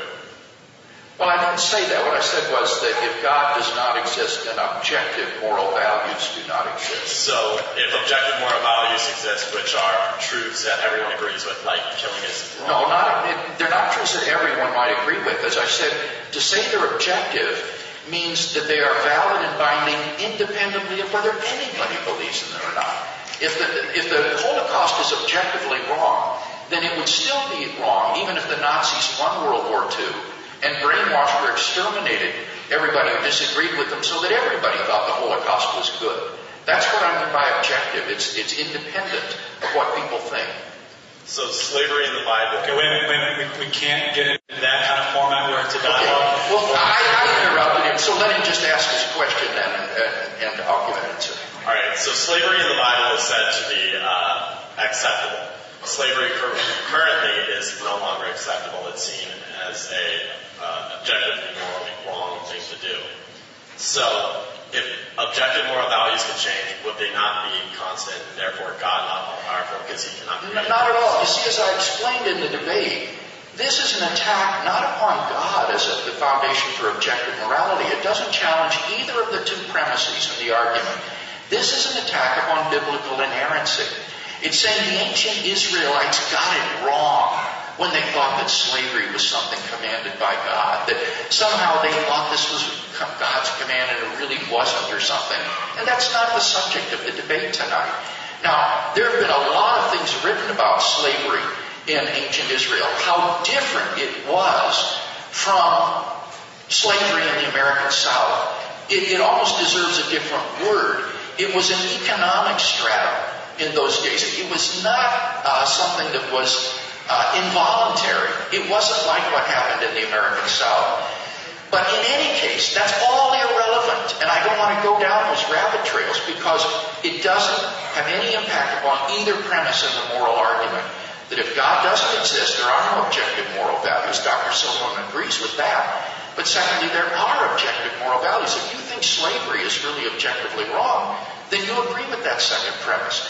And so that implies that God exists. And then the question of, well, has God revealed Himself in the Bible? Is the Bible inerrant? Did they make some mistakes? Those are subsequent questions that can be discussed later. But this does nothing to undermine the moral argument. And to think that it does, frankly, is just rhetoric and demagoguery. Well, if you think that the Bible is not inerrant, that slavery is correct, that's one thing. But if you still don't think the Bible is the inerrant Word of God, I think you should at least resign from the Executive Committee of the Evangelical Philosophical Society, where you were to sign an oath, quote, the Bible in its entirety is the inerrant Word of God. And in terms of objective morality, all that would prove is that I should resign from the society. That is irrelevant to the argument. This is demagoguery.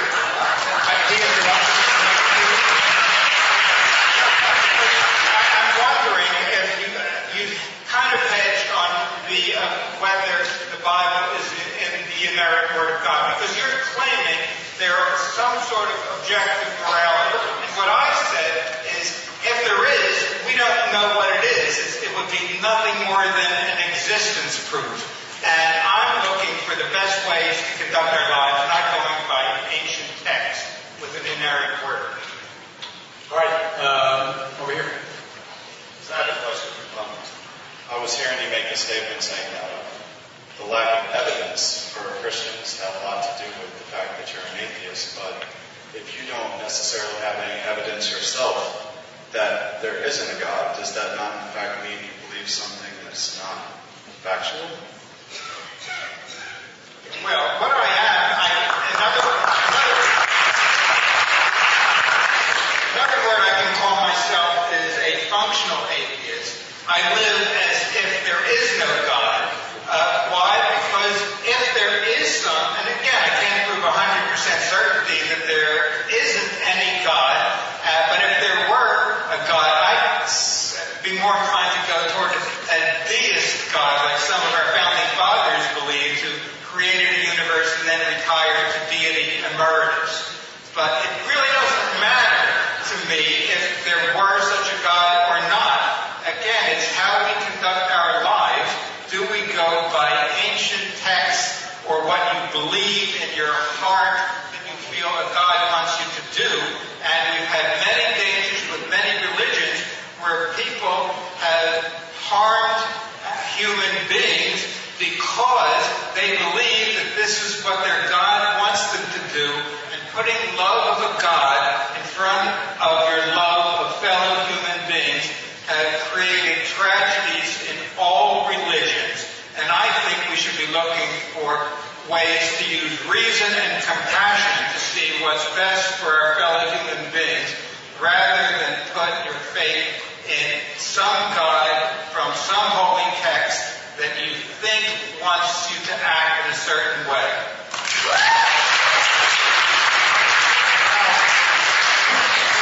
folks who just applauded that point don't seem to understand that what you believe about the nature of reality impacts how you will live. You answer the question every day you get up. Do I think other people have intrinsic and objective moral value? Or are they just relatively evolved animals, primates? Is this herd morality that we have as Homo sapiens something that's real? Or are other human beings just to be used as ends to, or as means to my ends? On atheism, you have a worldview in which moral nihilism exists. And values like compassion and love that I think we both want to affirm have no objective status. So the horror of this sort of a morally neutral world, I don't think those of you who applauded that point understand it. It means there's nothing the matter with Auschwitz. That Auschwitz is fine. Our world is Auschwitz, a morally neutral, valueless place. So truly, the ethical implications of atheism, I think, are very sobering and do need to be weighed seriously. Next question. I'm glad you mentioned the ethical issue because if you're saying, as you've claimed several times, that moral nihilism is implicit in atheism, yes, then I'd like you to demonstrate by the lives of Christians versus atheists that we are less moral people, that we are less kind, that we are less loving, and if that is not the case, then perhaps you could explain why education and instinct, exactly what humanists claim are the basis for morality, why that is not so. Okay? It is because God exists that human beings do have objective moral value, and we have an instinctive grasp of moral values and duties. They impose themselves upon us, so we have an instinctive grasp that loving one another is good, that it's wrong to use another person, that child abuse and hatred are vices, not virtues. Remember, my argument isn't about moral epistemology, it's about ontology. So what I'm saying is that I, as a theist, can offer you a foundation for the moral values that you and I both hold dear and want to guide our lives by, whereas as an atheist, you have nothing to ground those values. They're just floating there in the air. We have upbringing, we have... Yeah, but those aren't valid and binding. See, if you're brought up under different conditions, you'll have different values. As are religious people brought up under... Okay, wait a minute. We can't get into dialogue since we got a lot of questions to deal with, and he's got a time limit. So I'm afraid you'll just have to deal with his response to the question. Thanks. I thought I responded already, so I'm ready to let up. Did you want to have a 1 minute rebuttal? Yes, I do. As a Jew who has had relatives die in the Holocaust, I can't stand the part where you're saying that we're such a relativist universe that without God, anything goes. First of all, with the Nazis, they wore God with us, God is with us on their belt buckles. About half were Calvinists, about half were Catholics, and they utilized some of the anti-Semitism they got from their objective morality in the Bible, like quotes from Matthew, the blood of Jesus will be on all Jews and on their children. And where John says, tells us that the devil is the father of the Jews. Now, I know you can rationalize it and put it in a different context, but a lot of harm has come from the biblical objective morality, and I would rather look more carefully about what works best, how we survive as a human species, and how we can do better. Next question over here. This has been great. Thank you very much for coming to Wilmington. I've been very curious about why God and religion exist.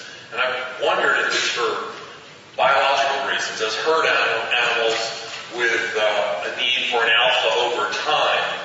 Has God essentially become that alpha that we have sought, only God knows? Thank you. Well, I read an interesting book called The God Gene, and it does indicate that there might be some evolutionary aspects to belief in God, in that people work together sometimes to kill off people in another tribe and were willing to die for it. So perhaps there's an evolutionary component to that humans are a pattern-seeking animal and see patterns even where none may exist. And also that wish fulfillment, that they don't want this life to be the only life there is, and have a belief in some form of afterlife, which could come in a variety of different religions, but still want to feel that this is not all there is. Now that's a nice thought, but wishing these nice thoughts doesn't make it so, and I'd rather base myself more on reality, what I see around me, what I see for evidence, and just because I have no evidence for a God, but I can't prove there isn't one, doesn't make me a believer. If so, what God would I even believe in, and how would that make a difference in how I conduct my life? Of course, the debate tonight hasn't been about how did belief in God originate. The question is, does God exist? But with respect to the origin of belief in God, there's a variety of theories. Some neurologists think that belief in God may actually be hardwired into the human brain, just as it's hardwired into the brain to believe that when objects disappear behind a screen, they don't cease to exist, but they're still back there, and when they reappear again, it has existed continuously while it was out of sight. That seems to be hardwired into the brains of even infants, and similarly, belief in God may be hardwired into the human brain. Or it may be simply a quest for transcendence. I think there's sort of a natural, reflective question when one looks at the universe about ourselves and saying, where did it all come from? There must be an explanation for why all this exists, rather than just nothing. And that, I think, lies at the root of the contingency argument that I shared tonight. So it's a result, I think, also of philosophical reflection. All right, over here. Yeah, one of your points was about personal experience. Yes. Can you elaborate on how you came to know Jesus and what difference does that make in your life? Sure. I wasn't raised in a Christian home or even a church-going family. But when I became a teenager, I began to ask the big questions in life. What's the meaning of my existence? Why am I here? What's the purpose of life? And in the search for answers, I began to attend a church. But instead of answers, all I found was a sort of social country club where the dues were $1 a week in the offering plate. And the other students, which pretended to be such good Christians on Sunday, lived for their real God the rest of the week, which was popularity. And this really bothered me because I thought, here I am so empty inside spiritually, but I'm living a better life than they are. They're all just a pack of hypocrites. And that really turned me off toward the institutional church. And I began to grow very bitter and alienated toward people in general. Everybody I thought is a hypocrite. They're all fakes, pretending to be something they're not. And I was on my way toward becoming, frankly, a very alienated young man. And then I walked into my German class one day, and I sat down behind a girl who's one of these types that is always so happy, it just makes you sick. And I asked her, I said, Sammy, what are you so happy about all the time anyway? And she said, well, Bill, it's because I'm saved. And I said, well, what? And she said, I know Christ is my personal Savior. And I said, well, I go to church. And she said, that's not enough, Bill. You've got to have Him living in your heart.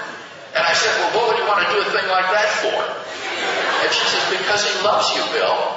And that just hit me like a ton of bricks. I thought, here I was a worm down on the speck of dust called planet Earth. And she said that the God of the universe loved me. And I just couldn't take it in. The thought just staggered me. Well, that began a spiritual search for me that lasted about 6 months. I read the New Testament from cover to cover. And as I did so, I was absolutely captivated by the person of Jesus of Nazareth. His words had a ring of truth about them, and his life had an authenticity about it that wasn't characteristic of these people who claimed to be his followers in that local church I was going to. Well, to make a long story short, at the end of that 6 months, I yielded my life to Christ and experienced an inner spiritual rebirth in which God became a living reality to me, a reality that I've walked with now for over 40 years. And that I believe anyone can find if he'll just seek Him with an open heart and open mind.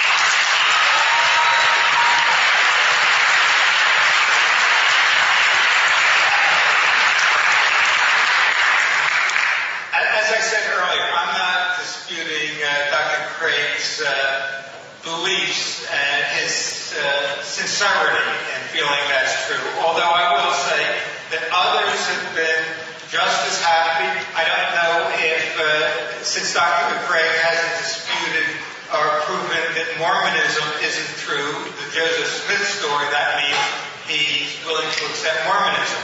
And I still don't know if they're considered Christians in your mind as they consider themselves. And we can talk about Hindus, Muslims, and any others who have become very happy because of their beliefs. But I still prefer to be reality-based, even if sometimes it means I won't be as happy based on what I feel is true. Next question up here. Well, Dr. Silverman, you keep using the term that we can have moral improvement, and we have shown moral improvement, correct?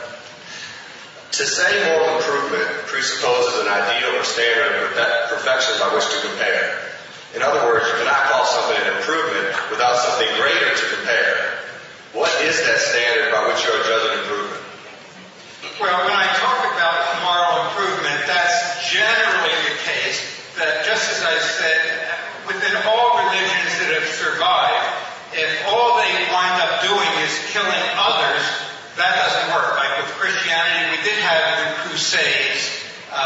We've learned that those things are wrong, and most of the time we've moved more toward humanistic principles that I think all religions have in common, the love thy neighbor stuff, and also humanism has in common. There's no light at the end of the tunnel that I can see where everyone will be perfectly moral.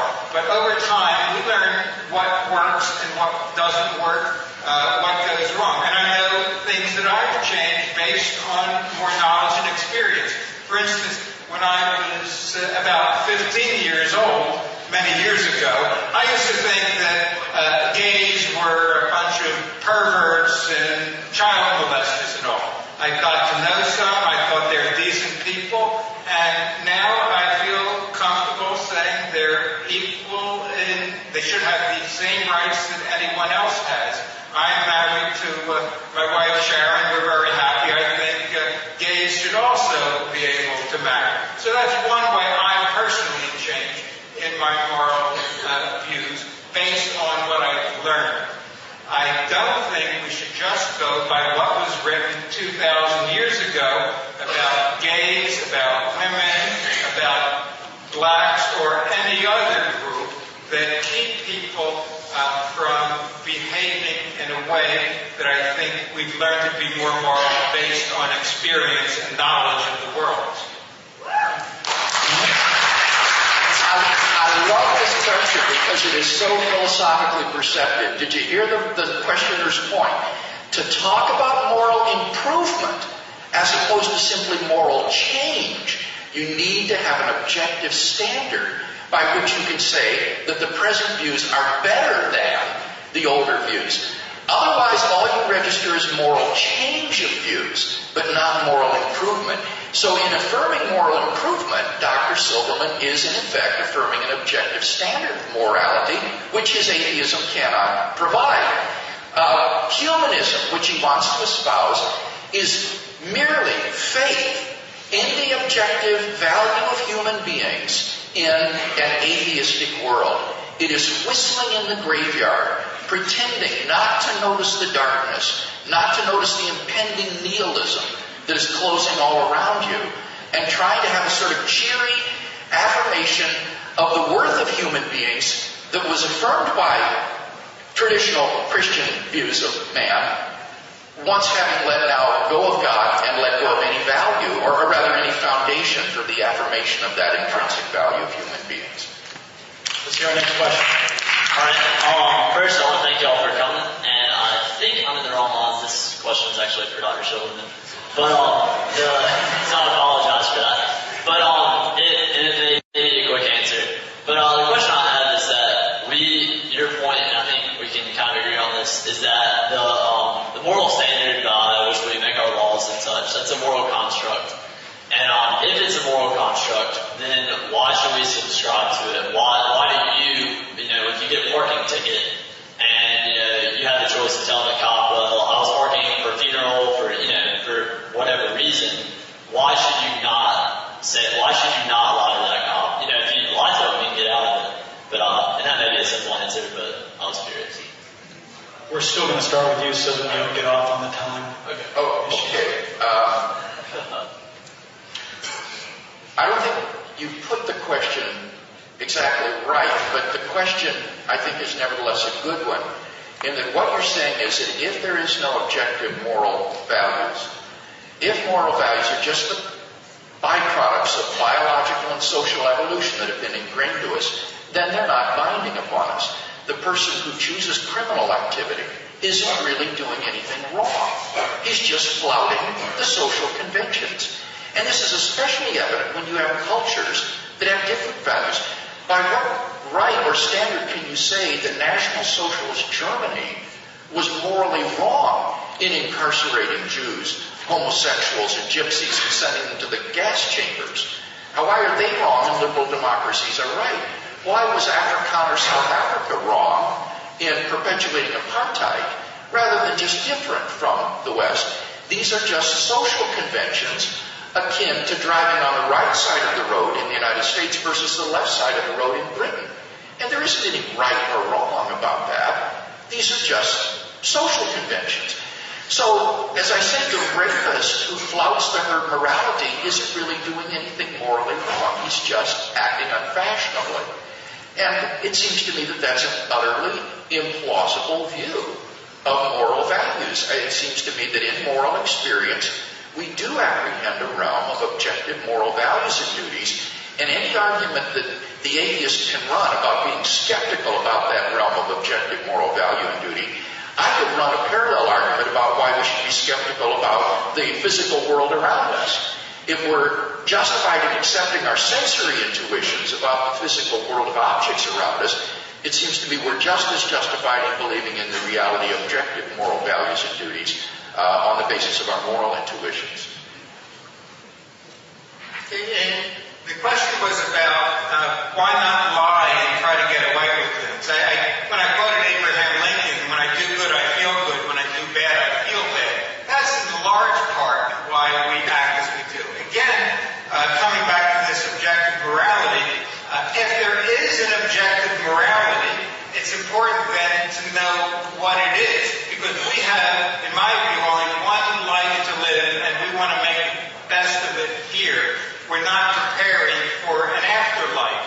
And groups that have viewed this objective morality, like Christopher Columbus coming to the U.S. or North America, and having an objective morality that the Native Americans didn't have, and trying to wipe them out or get them to behave like us, that I think we recognize today is wrong. And we want to work with other human beings, and that's why first of all, you were saying that you were very happy when you found Jesus, but you seem to criticize humanists for being cheery. We like this life, and we want to make the best of it and be cheerful, but at the same time, we don't want to ignore reality. Next question over here. So I timed my question. It's 28 seconds. I'm going to speak very quickly.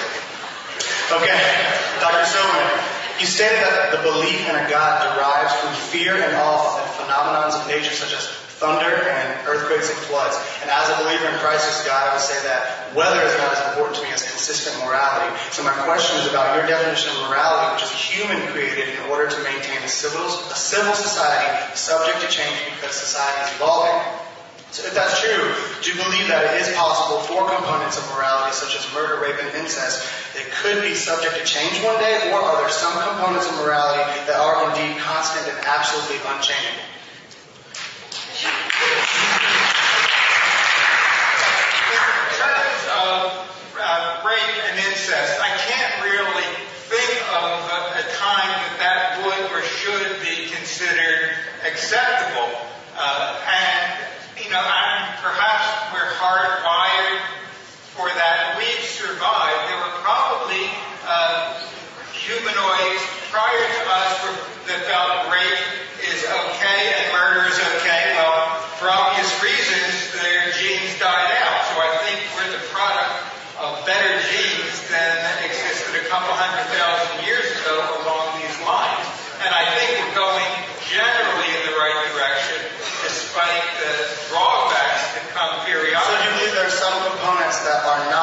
they're changing. They're constant and absolutely Okay, unchanging. He's had his chance. Well, as I say, there are just certain things that seem inherently wrong, and I can't prove that they're wrong. All I know is these things that I think are inherently wrong, I can look at justification in ancient books and see where they've been applied, including the Bible. And now we're reinterpreting some of these passages only because I think humans have evolved to learn what works best and what doesn't. So therefore, Christianity was once justified in North and South Carolina. Southern Baptists came about because they wanted to keep slavery as an issue. I think now we've learned, all of us, that that's wrong. But we need, I think, to look at what works best for humans, not what people 2,000 to 3,000 years ago wrote that worked best for them. And I think the Bible and other ancient texts were written by human beings without any inspiration elsewhere. Thank you. Yeah, the longer Dr. Silverman talks, the deeper he digs himself into this hole, it seems to me. You're absolutely right. If his view of morality is correct as a product of evolution, then it's perfectly possible that certain things like murder, incest, rape, cruelty could somehow evolve under different conditions so that they would be morally acceptable. In fact, he thinks that maybe they once were. And it's meaningless to talk about the right direction of evolution on a naturalistic view. If you noticed his last answer that you gave, what it amounted to was saying, if it feels good, do it. Remember he said for the quote from Abraham Lincoln, whatever makes you feel good, then that's the right thing to do. If it feels good, do it. Well, that is free license for the racist, the pedophile, the child abuser, to do whatever that person wants. And that seems to me to be just morally unconscionable. We have got about 10 minutes left to our questions. If your question has been answered or kind of been answered, let's not ask it again just because you waited in line a really long time. So if you've got a unique or different question that has yet to be addressed by our debaters, that would be great. I apologize, we're probably not going to get to everybody's question, but let's make sure we get in as many unique questions as possible, and we're going here. Thank you. I had wanted to ask Dr. Craig, because he mentioned in the beginning and the ending of this program how important it was his personal experience of receiving religion, yes. Christianity. I was not born a baby atheist, and as many of my fellow so-called atheists, agnostics here, grew up in the church, spent an enormous amount of time, but the one thing I came away with, like a ton of bricks, was do unto others as they do unto you.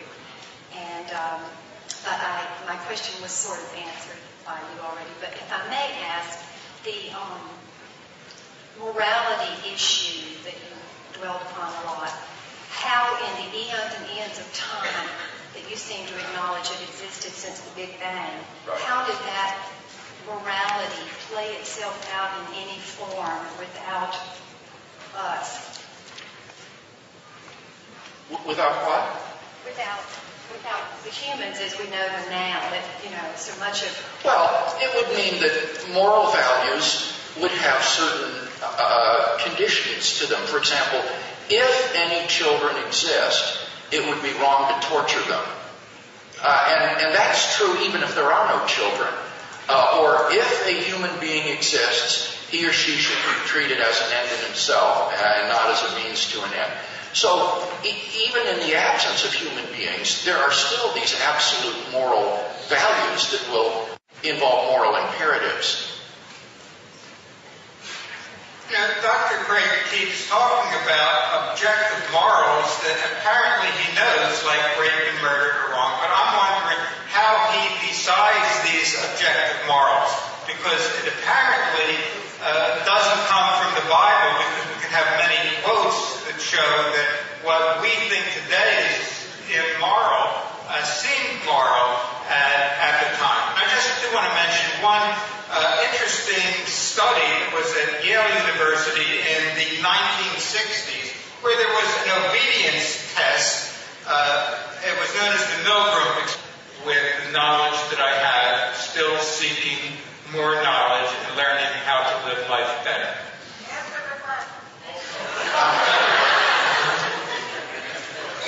I think the atheistic mantra that there's no evidence for God just rings hollow after an hour's debate in which 6 arguments for God's existence have been presented with virtually no response to these arguments. There's been no response to the ontological argument, the contingency argument, the argument for the beginning of the universe. We have very good evidence that the universe is not eternal in the past. The question, what caused God, is a nonsensical question, because the premise is whatever begins to exist has a cause, not whatever exists has a cause. The atheist thinks that the universe didn't need to have a cause because it's always existed. It never came into being.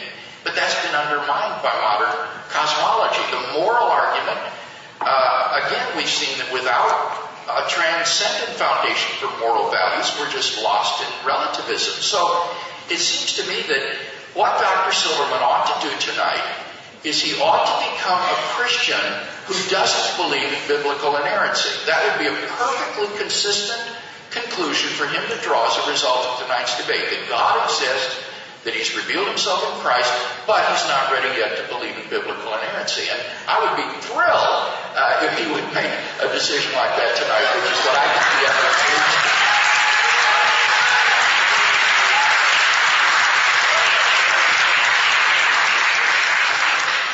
All right. So, where do we land after all of this? Synthesis and compromise seem unlikely. But we hear a lot today about tolerance and diversity. But what we often fail to remember is that the road to tolerance and diversity is not to stop believing or to even stop debating where appropriate. That is what we might call cheap tolerance. And it's impossible and it's unwise. We need to remember that tolerance and diversity really don't kick in until we disagree. And then the question becomes, how do we disagree without being disagreeable? We can remain open-minded where appropriate, and we can find lots of common ground around which to build relationships and join causes. And we invite you to continue these conversations beyond this forum. Before I turn the floor over to 2 of our sponsors, I want to thank the Faculty Commons of UNCW. I want to thank the staff and volunteers who made it all possible.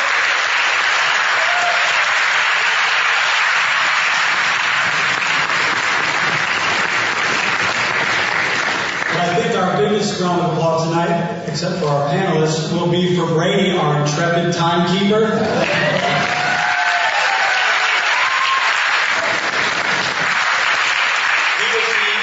Biggest evidence of some sort of objection